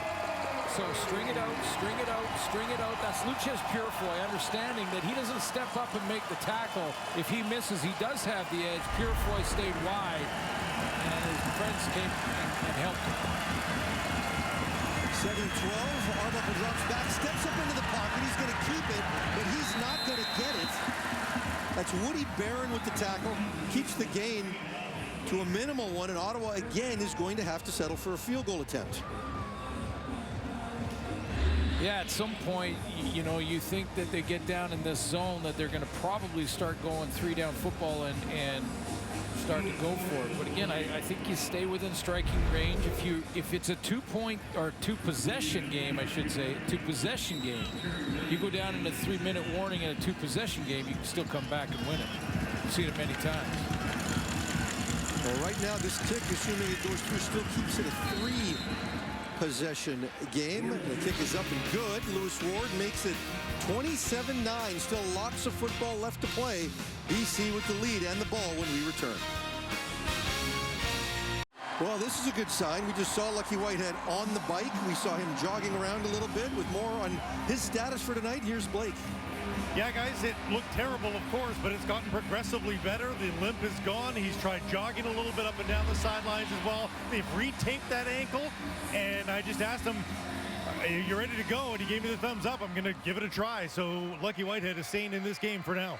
Wow, it looked ugly early. Yeah, it happens. It's weird. And you said sometimes the obvious ones tend to be the least harmful. It's such a fluke sometimes. Like, sometimes you see innocent hits that cost a guy a whole season, and then other times it's as ugly as we saw there with Lucky getting rolled up on, and it's like he may be okay to return at some point. Either way, I mean, even if he doesn't tonight, it looks like he will be fine. That's great news. And he's battled hamstring and ankle injuries earlier this season.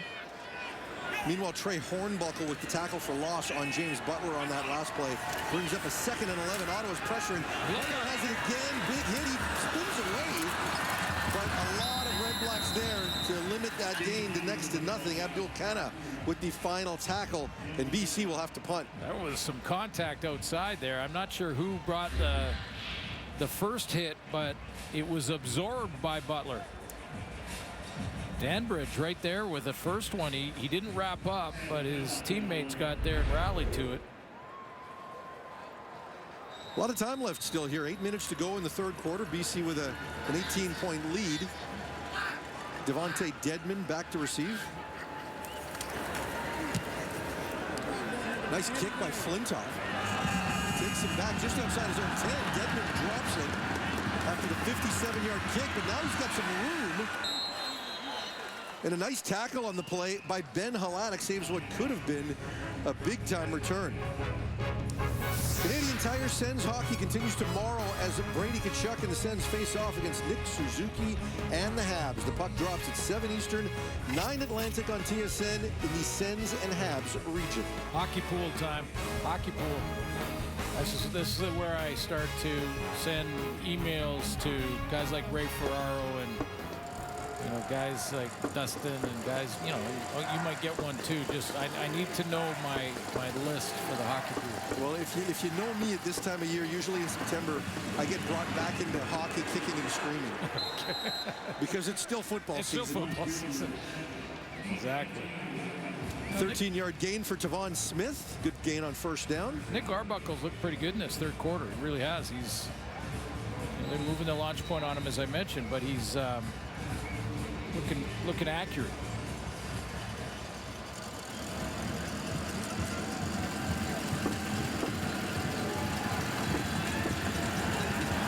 Arbuckle this time gives to Williams, who again finds some running room on first down.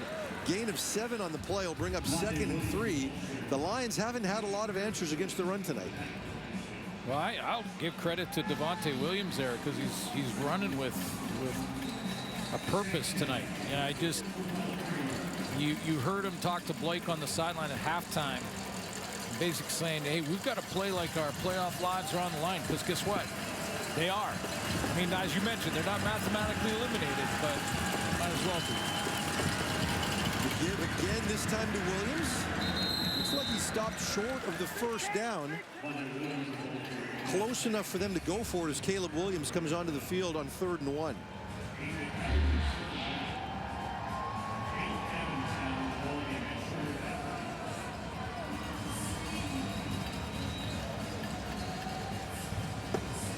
Just short. Big play here for Ottawa. Evans goes to the left, should have enough for the first down. Evans keeps the football. Yeah, I just thought, Devontae Williams is running with a great sense of purpose and trying to do his part. I mean, that's all you can really do. You're a struggling team, you're down the scoreboard, you're down the standings. So just take care of your business. And I think that's exactly what Williams has done so far in this game. Played hard, he's grinding it out. 88 yards of offense on the night for Williams.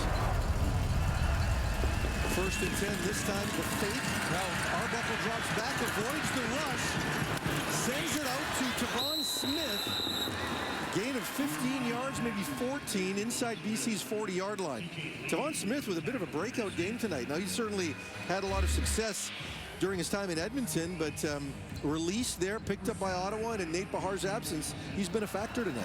Yeah, we got a couple of nice catches. There's a nice blitz pickup to push Luchez Purefoy just beyond Arbuckle. Give him an extra second there to get it out to Smith. 15-yard gain on the play. To BC's 37-yard line. This time they gave to Williams. This time it stopped.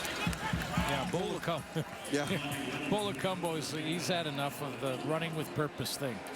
Well, and how about what the Lions have been able to do with their linebacking core? We've mentioned Bo a few times, but between he and Bo Halatic and Jordan Williams, you see Lacombo right now lined up deep like a potential safety. The flexibility they have with 3 Canadian linebackers in there is pretty nice luxury. Yeah, and all athletic too. You can play that short side. Purefoy comes down low sometimes. Arbuckle on 2nd and 8. There's some pressure, and this time Arbuckle is dropped. Just tripped up. David Menard will get credit for that.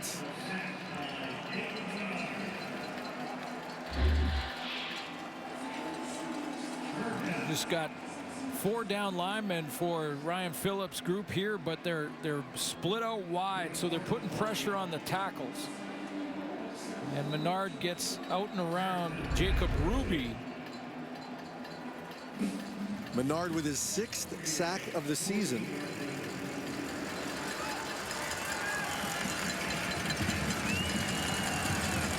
Lewis Ward on to attempt the 48-yard field goal.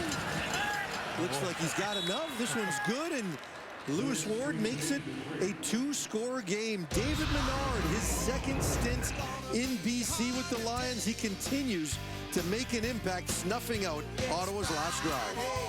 From coast to coast, the CFL is Canada's game. Orange Shirt Day, as we all try to bring ourselves a little closer to reconciliation on a national level. Such an important day on so many levels, and it means a lot to one local Lion who's with Blake Price. Yes, a big part of Truth and Reconciliation Day is listening, and the Lions dressing room has been listening to Jacob Furlot of the Stahelis First Nation. And Jacob, what does it mean to you, first of all, just this day in general and being a member of the BC Lions? So Truth and Reconciliation Day, it's a bit of a heavy emotional day. Personally use it to grieve, but I also appreciate that it is a point in time where there is a huge amount of awareness being brought to the mainstream public. So for Truth and Reconciliation, we're kind of at the truth part still before the reconciliation. So, you know, we're spreading truths, and then soon we'll be able to make more concrete actions. So as BC Lions, you know, seeing Every Child Matters throughout the entire stadium, thousands of people, it's a good feeling. That's all I can say, you know, a bit. Lucky White has been known for these grand entrances, and he made another one today, a very special one with Truth and Reconciliation Day in mind. And I know you've spoken to the club a little bit. He said he wanted to get this right and be respectful. What does it mean to see your teammates curious, wanting to know more, wanting to get it right? Really appreciative. I feel seen, I feel heard. I've had a lot of great conversations with the guys in the locker room over the season about, you know, various topics, and yeah, just very appreciative and excited about the potentials for change and growth for everyone. So I'm excited. Thanks for doing this, man. Appreciate it. Thank you so much. Thank you, Jake. Thank you, Blake. Dominic Grimes with the first down after the Lorenzo Malden sack. Actually coached against Jacob Furlot at W.J. Mowat High School here in British Columbia, and I know it meant a lot to him to come home, and I know that this certainly means a lot to him, as it does to any First Nations player across the CFL. Yeah, and we can all continue to learn and understand more of our history in this country and what happened and what we can do to make it better. As he said, we're still in the truth phase before we can get to reconciliation, and that's poignant. Very well said. Lions in midfield, the pressure closing in on Vernon Adams, and he's brought down. Patrick Levels with the big loss. as Mike Benavides starting to dial up the heat with extra men coming in. Yeah, I mean, that's what we talked about. An adjustment for Benavides coming in the second half was to keep Vernon Adams in the pocket. Don't let him get outside and get on the run. He's been breaking down the defense that way. So Levels loads up into the line of scrimmage. It's not the three-man pressure package we saw. This is an extra guy, and he's free. But you see how careful he is not to get out of his lane. He had that pass rush lane. He was solid in it. And then when Vernon Adams came to him, he made the tackle. BC converted after the last sack. Let's see if they can again, as Ottawa just brings two. This time they swing it out again. This time it's Javon Couture fighting for yardage. Gets back to the 50. It's his first catch of the game. It's going to bring up 3rd and 5 for the Lions from the 50. And you can tell they're thinking about it right now. They were thinking about it, but good to see Javon Couture get involved with the football in his hands. I mean, that's one thing that has changed quite drastically with the change at quarterback, and it's just a matter of Vernon Adams. It's nothing against Couture, of course. It's just that Vernon Adams getting used to him and trusting him. BC's given up 5 sacks so far tonight as Flintoff kicks it along the ground and doesn't give Dedman a chance for a return. We've seen a little bit more of that. Penalty flag in on the play. Possible late hit here.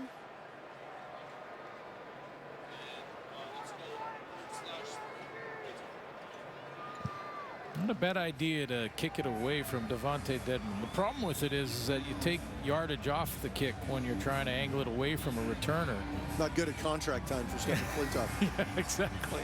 Your average drops drastically. But truthfully, the way BC struggled in coverage, that has become a strategy for them. Kick it, let it bounce, and try to avoid the return, or at least throw off the return. Major foul, unnecessary roughness, Ottawa number 87. At the distance to the goal, this is a misconduct penalty and a first down. That's the rookie Keaton Bruggelin out of Carleton. Trying to make a play, but you can't push a cover guy from behind. He's just going to be to the right of your screen. You'll see him go down there, because that's a dangerous play. That's a player safety kind of penalty call, and it was made correctly there. That pins Ottawa deep in their own end to finish up this 3rd quarter. The handoff to Williams again. That's about 3, maybe 4 yards on the play. And that is the end of the 3rd quarter. BC with a 15-point lead heading into the 4th. Nick Arbuckle, James Butler continue to duel back and forth along with Vernon Adams as the Lions try to step one step closer to a home playoff date. Suits, Ottawa managed to move the ball in that 3rd quarter, but they continue to have to settle for field goals. Yeah, and that's credit to the BC defense. But I'll also give some credit here to the Ottawa defense. They've made it a 2-possession game. Just 84 yards passing in the 3rd quarter for Vernon Adams, 54 on one throw to Lucky Whitehead. So, that one, other than that one throw, that one deep ball, Ottawa's defense is still battling. Yeah, and certainly they've managed to get to Vernon Adams a couple of times. They've sacked him twice in this quarter as well. So if you're the Lions, how do you approach that? You're seeing a lot more pressure. I think just, ball control, line of scrimmage, James Butler, RPOs, back to exactly the way you started this football game, I think is sort of got to be the Lions' mindset.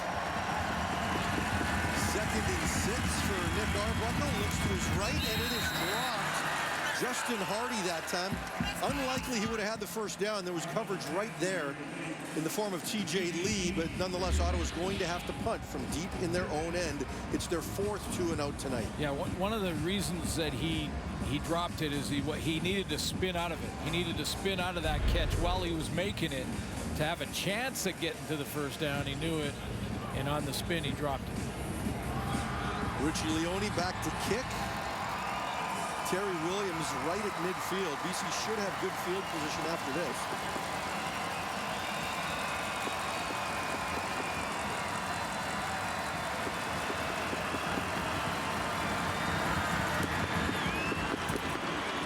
Good hang time on that kick by Leone. Forces Williams back inside his own 50.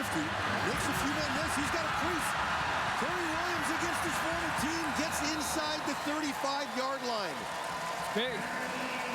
That's a big momentum swinger right there. That's what special teams can do for you. That's what the Canadian Football League can feature. It's these little guys on the special teams that can make it happen and just change the... You know, all of a sudden Ottawa was chipping away. A big punt there, a real deep punt, got him out of trouble. And this return brings it right back to the orange and black. 29-yard return, and he made a number of guys miss on his own. Look who's back here. Wow, Lucky great. Whitehead. That was fast. That's great. Oh, to be young and limber. And made of rubber. This time it's James Butler. It's a nice crease and a good gain on first down, close to 8 yards on the play. Well, we just talked about it. And that's right back to how they started the game. RPO, James Butler, pull it if you want to pull it and get the edge, and throw on the run. And that's exactly where in this fourth quarter, Jordan Maksimic goes right back and says, let's go back to this stuff, where we have to influence the defenders, and then maybe we get, on the next play, we get Vernon Adams out and around the edge. Javon Catoy and Joel Figueroa with the blocks on that play. Pipkin comes in with 2nd and 2 yards to go. Pipkin continues to fight, should have the first down.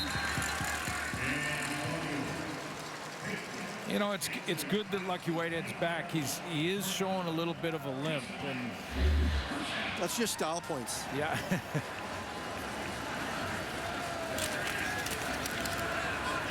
I was surprised that he took his cleats off and then put them back on and taped them up. Usually once they come off and any swelling comes in, you're not coming back. You got that spat back on there. You got a new one.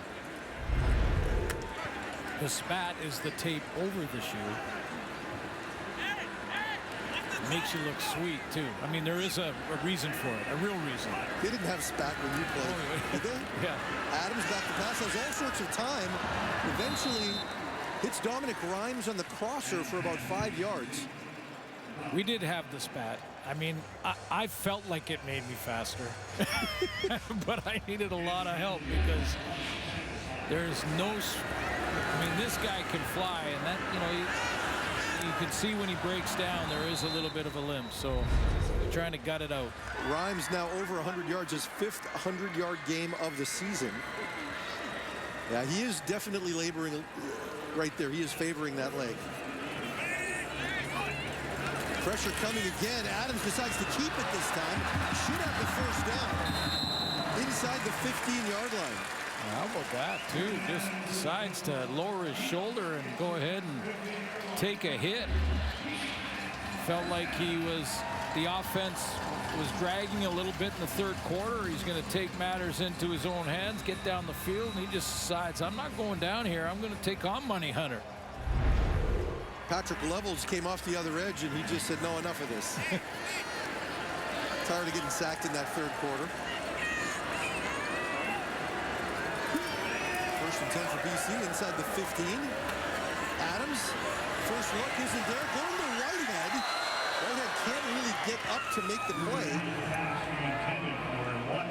I think we may have seen the last of him on this drive. Yeah, and I think it's probably wise now to just, you know, even if the Lions settle for a field goal here on this drive, I mean, I'm not sure you want to risk. No. A valiant effort. Yeah, yeah. And, you know, you got to trust the doctors, trust the athlete to say, you know, he feels good. It wasn't a head issue or a neck issue. It was his leg. So it's like, if he feels like he can go, you give him a chance. But Adams drops back to pass. Pressure coming off the edge, and he is brought down. Kenny Onyeka with the sack. And BC will have to settle for a field goal, the 6th sack of the evening for Ottawa. Talk to Mike Benavides, and Yek coming off the edge here, and talking to Benavides about just how sort of the defensive ends rushing the quarterback has changed.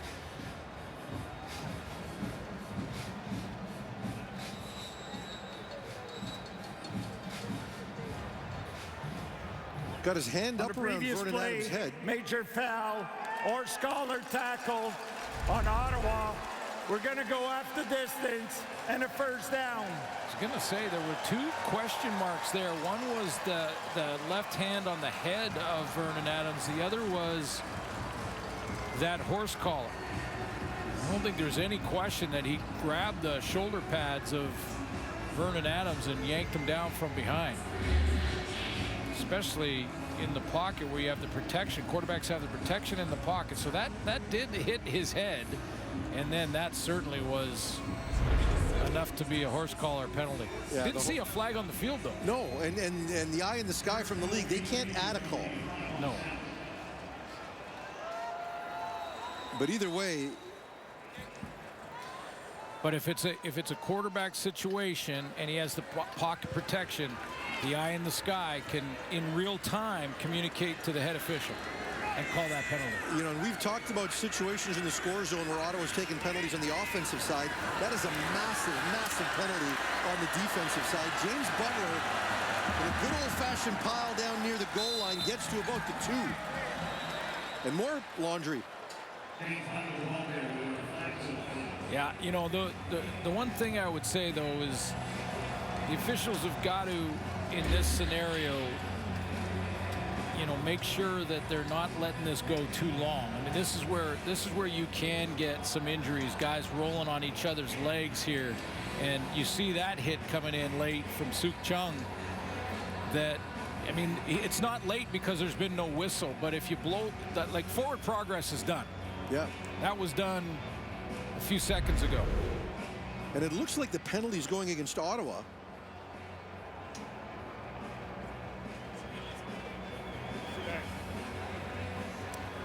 But when the objectionable conduct, Ottawa 28. After distance to the goal, it will be first down, and this is a misconduct foul.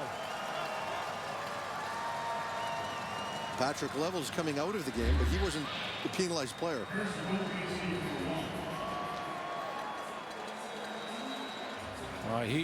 That was a retaliation on Suk Chung for Chung hitting the edge of the pile there.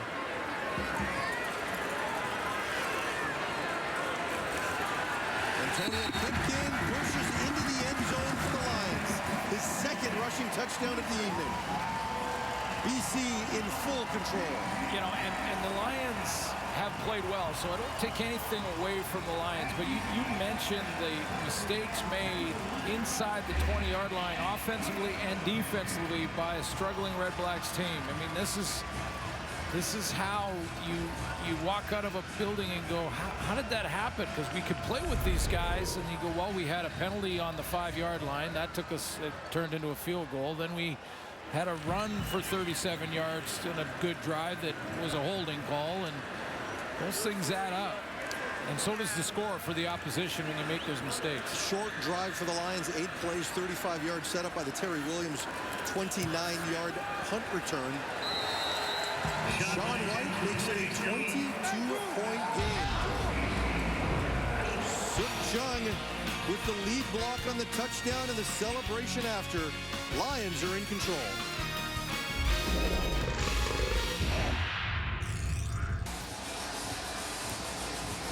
Looks like Lucky is done for the night. He tried, but fortunately for the Lions, it doesn't appear that the injury is nearly as serious as they first thought when it happened. And now we know where it is. Yeah. It's on his ankle. Curious to see what the entrance will look like the next time for Lucky Whitehead. Stephen flips out with a kick. Dedman takes it at his own 12-yard line. Dedman looking for some room, brought down. Jordan Williams in on the tackle at the 40-yard line. Lucky Whitehead did his part before exiting this game. His Lions in control.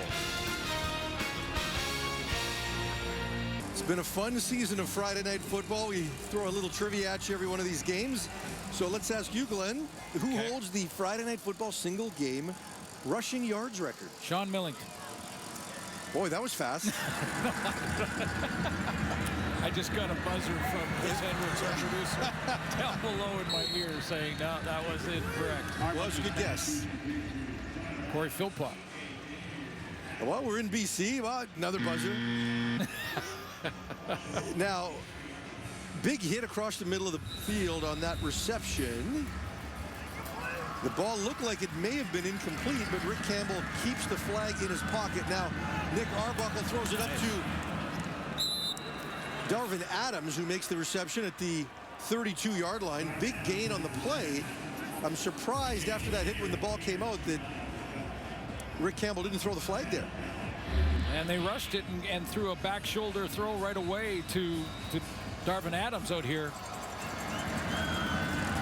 27-yard gain on the play. Pressure at that time. Arbuckle underthrows it.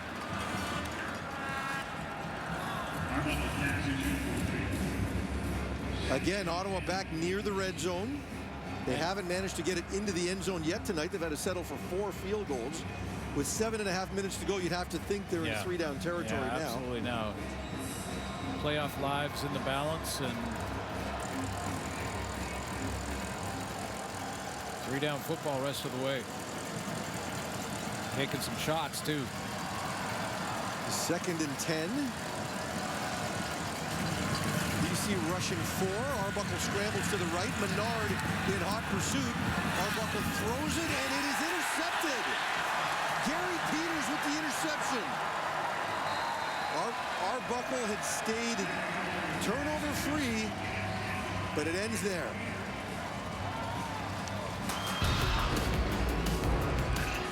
The Lions getting it done in all 3 phases tonight. This time the defense comes up with its first interception in 3 games.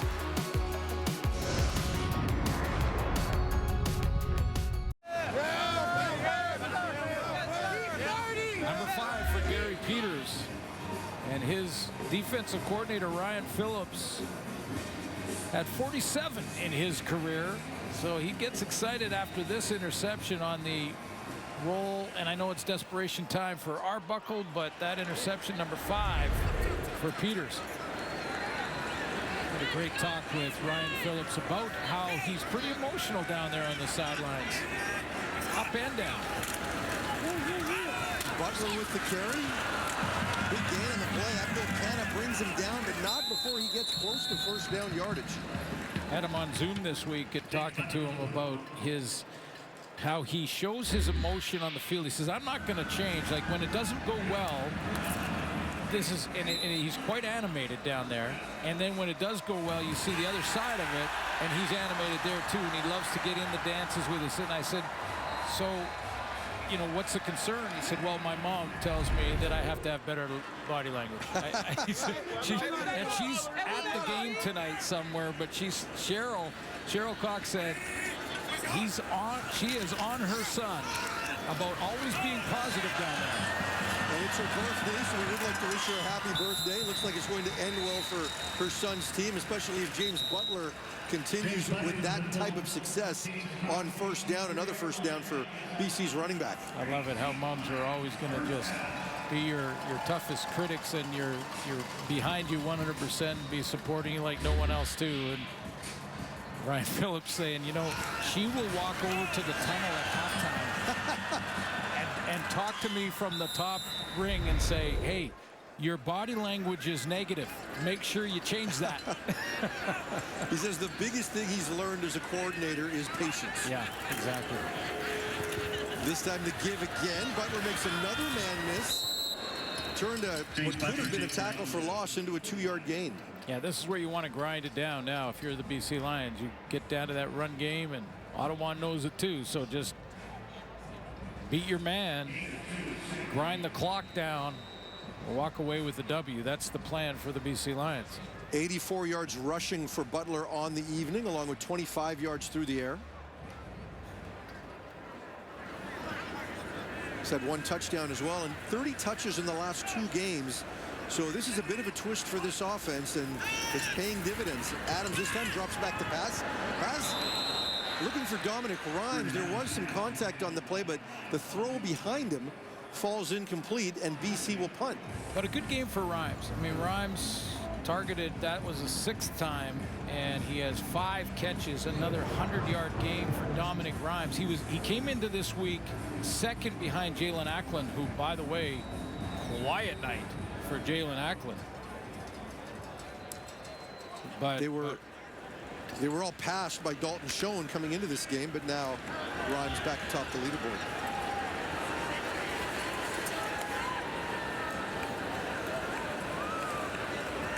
Flintoff back to punt.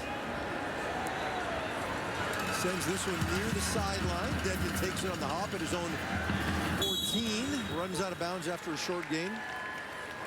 Yeah, so with 100 yards, over 100 yards for Rhymes again tonight, he will move into the #1 spot. It was Jalen Eklund 1, Rhymes 2, Dalton Schoen, who played earlier tonight. He's now in that #2 spot, but Eklund, real quiet night for him. I mean, targeted twice, 2 catches, just 9 yards. Has BC done anything special that you've seen, or is it just more a case of pressure? No. And it's been matched up against Gary Peters. Yeah, pressure and pretty good coverage out there by the veteran corner. Peters again with his 5th interception. You know, last year he started every game. It was the only BC DB not to have an interception. And believe me, they let him know about it. Arbuckle with an open receiver. That is Hardy. Justin Hardy with the reception. Yeah, that's the worst. You know what makes it even worse is when you don't have one as a DB, a starting DB, and like a D lineman has 1 or 2. You just cannot live that down. Well, and he was so close and dropped a few, so that makes it worse. Arbuckle with pressure.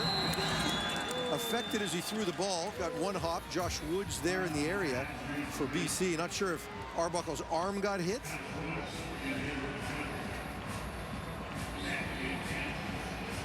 Brings up 2nd and 10. But Peters with 5 this year. That starts to move him up the leaderboard too. He'll be in the top 5 in the interception department.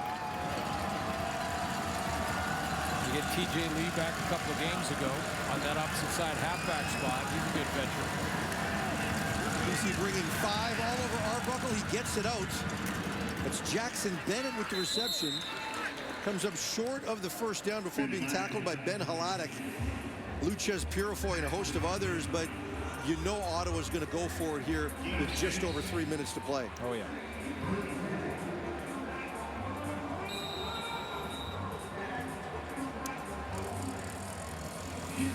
Hot seat's getting hotter over there.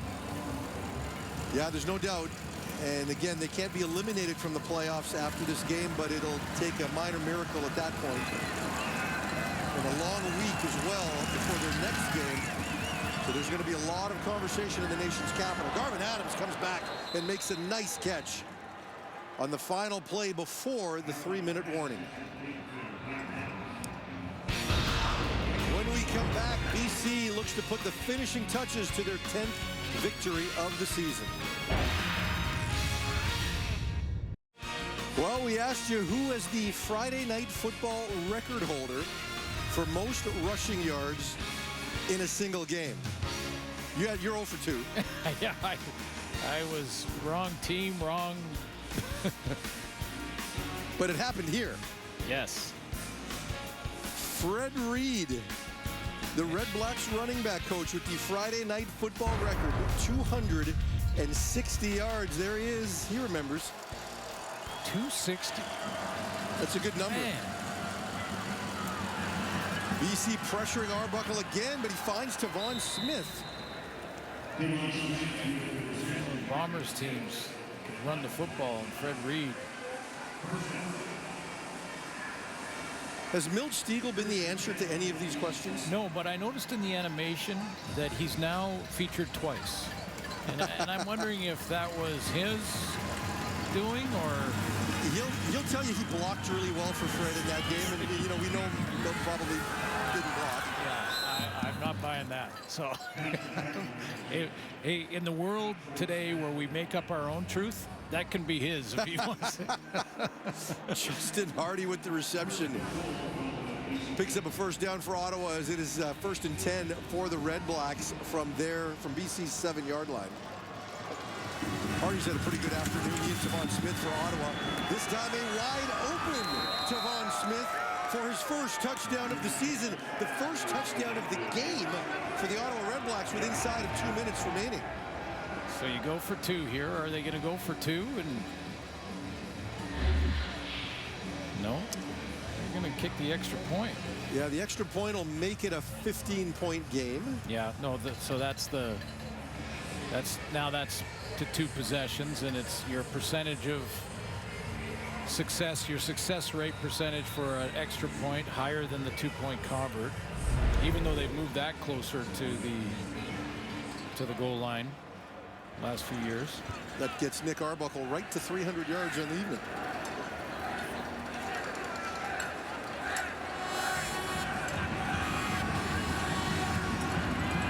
Ward with the BAT, it's up and it's good.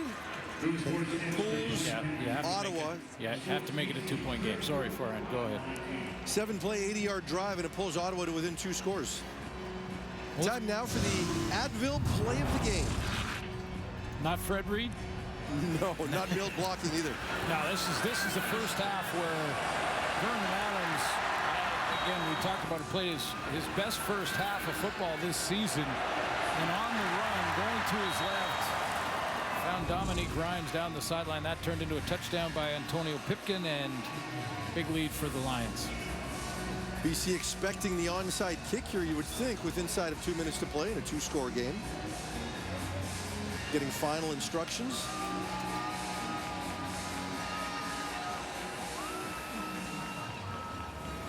Got to keep fighting if you're Ottawa here. Absolutely. Absolutely. There's going to be a lot of discussion around Paul LaPolice over the course of the next week and change.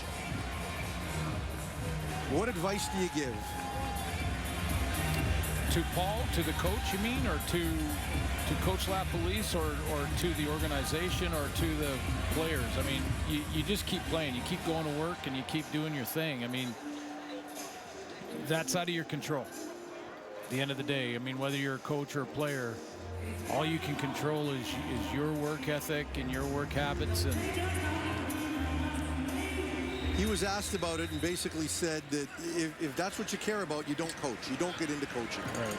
That kind of pressure is part of it, and he's certainly feeling it. Lewis Ward setting up for the onside kick here. 2 kickers, actually. Ward turns around, goes to his right, and BC recovers. Dominic Grimes falls on it, and BC will take over. Kick it to the surest hands in the team.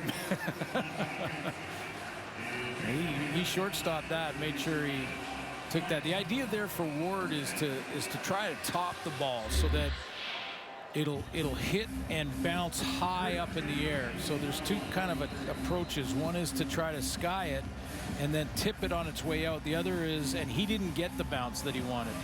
Because those are direct bounces right to Grimes. He wanted that second one to pop straight up in the air. And right-footed kicker kicking right, that's a little more difficult to do as well.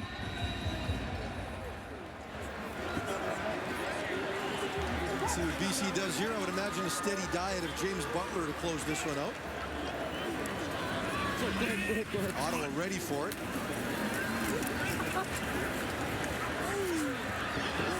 Butler squirts out of there. Still winds up getting 5. 2 games tonight, and we're not done. CFL on TSN action wraps up week 17 tomorrow with doubleheader action. It's the Alouettes kicking off the afternoon with a battle against the Elks, followed by an Argonauts Stampeders showdown. It all begins at 4 Eastern, 1 Pacific, only on TSN. So, Saskatchewan loses earlier tonight in Winnipeg. The Elks, if they can find a way to beat Montreal tomorrow night, wow, does that become interesting? Oh, yeah. After everything the Elks have been through and the amount of roster change they've had this season, going back and forth, trying to figure out what it looks like. And Kenny Lawler's back in the lineup for Edmonton as well. So never say never in the CFL. Adams this time, ball is knocked down on 2nd and 5. So with a minute 42, we'll give the Lions the win, even though it's 2 possession and it could be crazy, but we'll give them the win.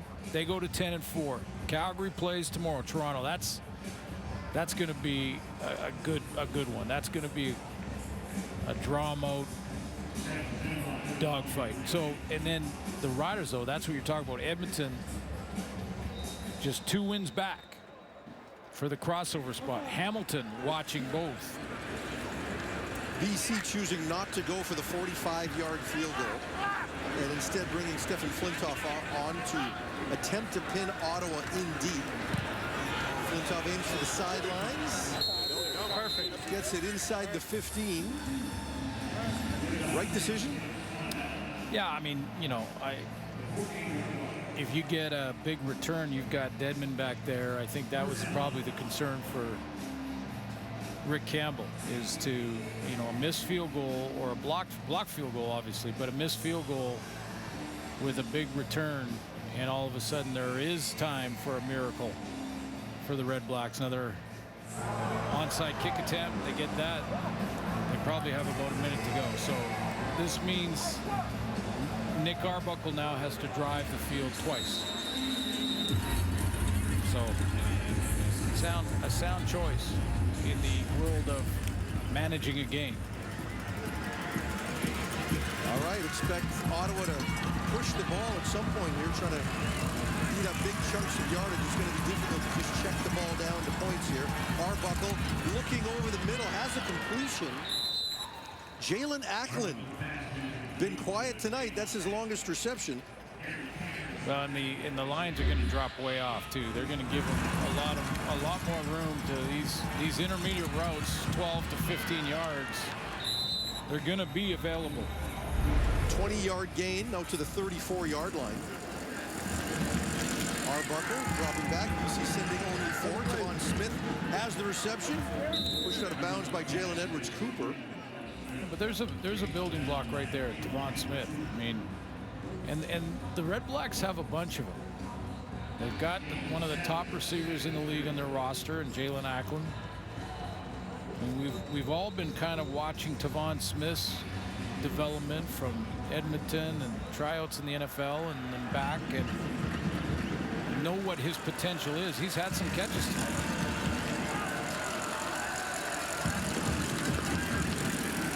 Arbuckle dropping back on second down. Has Shaq Johnson, the former BC Lion, down the left sideline. Arbuckle looking fairly comfortable here.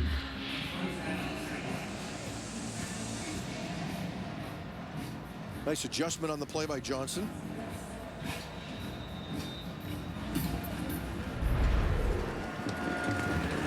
Arbuckle drops back again. He's being pressured and drops. Looks like they're calling it a sack, saying his knee was down before the ball got out of his hand. That's David Menard again, his second of the night. Plus, an underhand throw forward is still a forward pass, and it was behind the line of scrimmage, which means it would have, with no receiver near the ball, which meant this is an intentional grounding again. Clearly his knee was down before the ball got out. Menard with the signature celebration.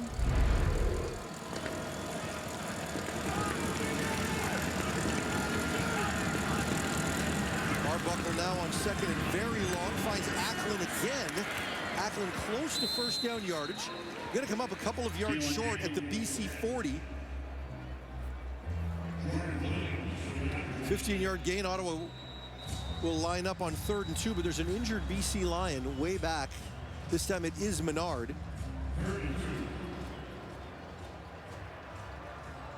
Looks like they're taking a look at his hand.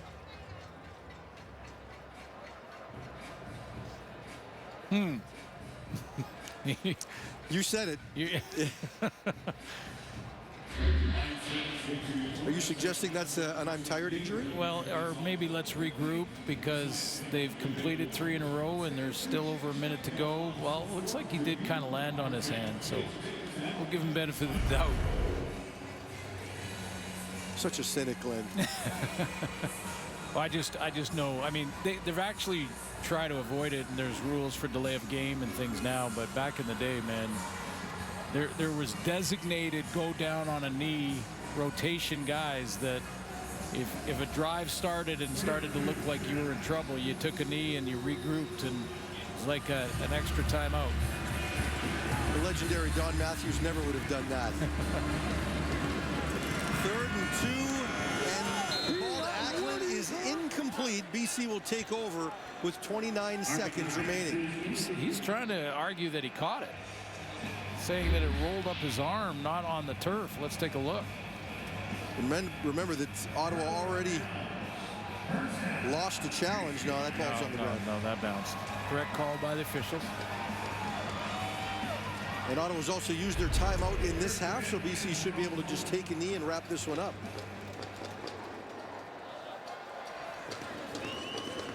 He held on to my...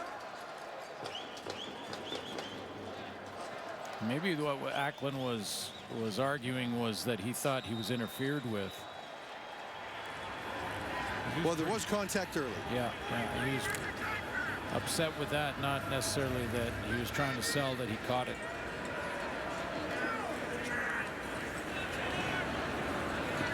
Okay, Calgary, can you match?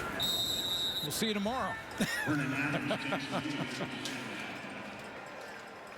An important performance for Vernon Adams and the BC Lions, especially their offense. This was a team that got so excited earlier this year. Then 2 weeks ago in Calgary, they thought that was the answer. I agree. And, you know, great first half for Vernon Adams. A couple of good drives in this second with a good lead, comfortable lead. But a real important game to, you know, get the trust of his teammates again, and better play by the O-line. Suk Chung helped.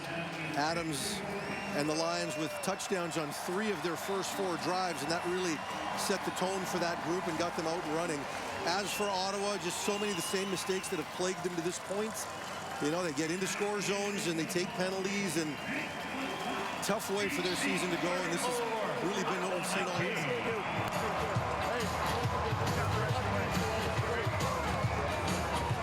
Rick Campbell improves to 4-0 against his former team. His team improves to 10-4 on the season. BC winds up getting their magic number down to 3. Any combination of 3 BC wins and Calgary losses means the Lions will host the Western semifinal. BC under Vernon Adams has now won 2 of their last 3 games. Their offense looks to be back in sync. Ottawa, meanwhile, will face plenty of questions over the course of the next week. Final score, BC 34, Ottawa 19. Sports Center with Sarah Davis and Jermaine Franklin is next.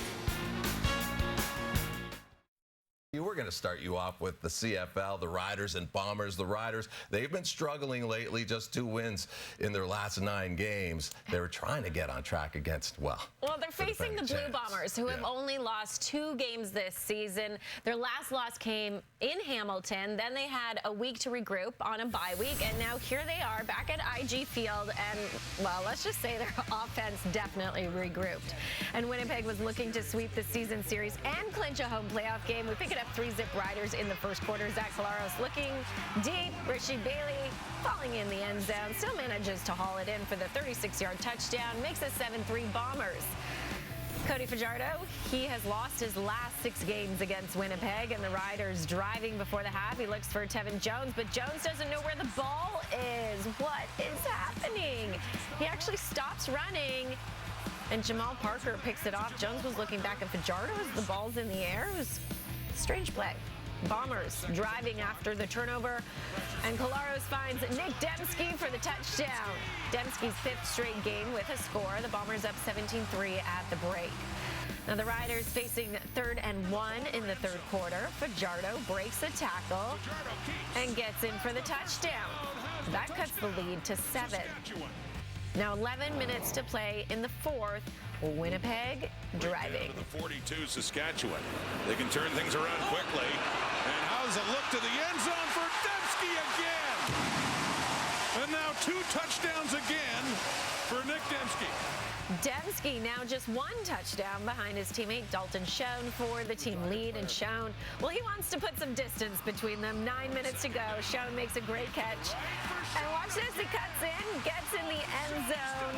64 yards, his 11th touchdown of the season. The Bombers sweep the season series and clinch a home playoff game as they beat the Riders 31-13. That was the final of this one. Schoen moves further ahead. I love playing at home. I mean, yeah, I love playing in front of our fans. Our fans bring just so much energy, and you know, when you score that touchdown, all they want to do is just jump around and yell and scream. So, I mean, for me, that's the best feeling ever. So, you know, I love seeing my teammates score touchdowns too. And Dalton had an incredible touchdown today. I was a spectator for it, so you know, I'm sorry, I'll block for you next time. But yeah, it was an amazing game today. The lock up that home playoff game, it obviously means a lot for us in there and for everybody in the community and you know, all Bomber Nation.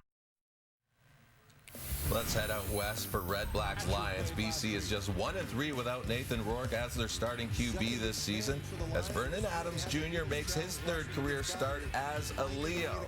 Opening frame, Adams under pressure, spins out of the pocket, pump fakes, and turns upfield for a 24-yard pickup. Wow, Adams has 4 career wins against Ottawa, tied for his most against any opponent, but he's still looking for his first touchdown as a Lion. Start for Jacob Scarfone. You see 1st and 10 at their 13-yard line. Lions knocking on the door. Adams rolls to his right, has an open receiver. It is a touchdown. Keon Hatcher puts BC up 6-0. There it is. Adams finds Keon Hatcher for his first touchdown with BC, and that puts the Lions up 7 early.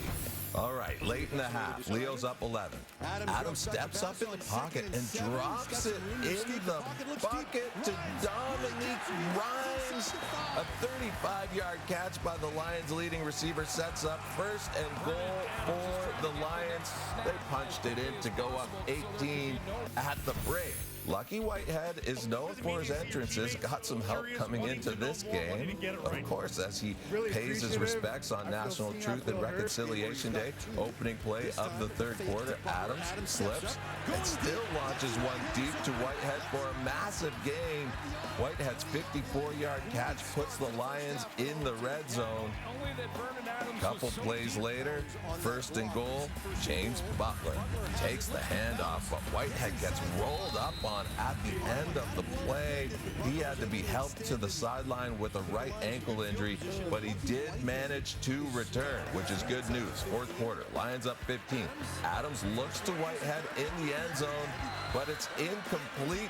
That was Whitehead's final play of the game as he limps off the field. That's not very good news. 3 plays later, Antonio Pickett ices the game with his 2nd rushing TD of the night. Lions pick up their 10th win.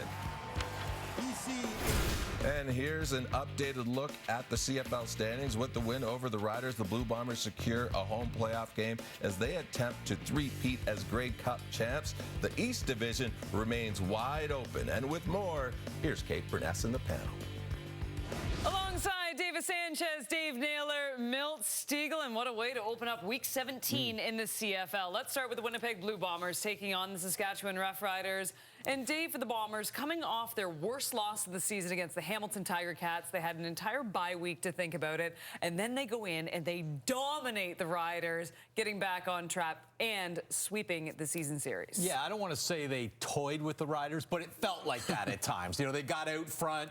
When the Riders made a push in the second half, they just kind of flicked the switch and put them away. And I think we saw offensively a lot from the Bombers here in this game. And we saw Zach Caleros air it out as much as we've seen him air it out in any game this season, and yet they were still also very effective in the run game. And Brady Oliveira got rolling, got some big runs, and really the combination of it all put this one out of reach. The big challenge for Winnipeg here, remember, this is the team that went the first 9 or 10 weeks of the season without a bye, and you're wondering are they getting ground up a little bit. Then they get some injuries. They got to finish the back half of this schedule looking fresh. Everyone knows what this is about. This is about getting to a 3rd straight Grey Cup and winning it. We've seen teams that when they get out in front after Labor Day, they can't keep that pace up the rest of the way. And that's why I think this is an important game for Winnipeg, coming off that loss in Hamilton, showing them that they're going to finish strong. And for the Riders, I mean, I could talk about a lot what they did in this game, what they didn't do. You know, Cody Fajardo still 1 touchdown pass in his last 6 opportunities against Winnipeg. They get 5 turnovers this game. But I want to talk more about what this loss, how this impacts them. When you talk about the Grey Cup, To make it to the Grey Cup, you have to do what first? Get in the playoffs. This team right now is not looking like a playoff contender. It's not looking like a team that's going to make the playoffs. Their last 10 games, they are 2-8. There are some concerns right now. They go and play Hamilton next week. They lose that game, and I don't think they even control their own destiny. So they have some problems. They have to get some things fixed there quickly if they want to make the playoffs. And if they do make the playoffs, they want to be able to do some damage because right now they're not a good team. In the later game, the BC Lions taking care of business against the Ottawa RedBlacks. And for the Lions, they were coming off a real lackluster performance against Calgary, especially on the offensive side of the ball, but just a really nice bounce-back game for them. Yeah, and, we expect Vernon to get better, the longer he's here. And I don't worry about mistakes. I don't think Vernon's listening to me for his quarterback advice. But if I was to talk to him, I would say, young man, don't worry about making mistakes. Be great and use your skill set that's above most in this league and make big plays. And that because the reason is that's how this team's going to win a Grey Cup. If he's consistent, they might, get in the playoffs, have a home game, but they're not going to beat the Bombers in Winnipeg with a consistent Vernon Adams. But with some of the stuff we saw tonight, the way he was decisive with making big throws down the field, the way he's decisive with dropping back and using his legs and just taking off, that's stuff that most quarterbacks in this league, especially the leg stuff, they can't do. And I really think he needs to embrace that because for them to get ultimately where they want to go, he's got to be that VA. Don't worry about the mistakes. Go out and make big plays. And on the opposite side, it will be fascinating to see if there will be any moves when it comes to the Ottawa RedBlacks. Yet another defeat, but a great way to start out week number 17 in the CFL as we send it back to SportsCenter. Got that right. And another doubleheader Saturday on TSN. Here are the odds powered by FanDuel. The Alouettes are 4-point road favorites in Edmonton. The Elks still looking for their first win at home since 2019. Then it's the Argos as 5.5-point underdogs in Calgary. See it on TSN starting at 4 p.m. Eastern, 1 p.m. Pacific.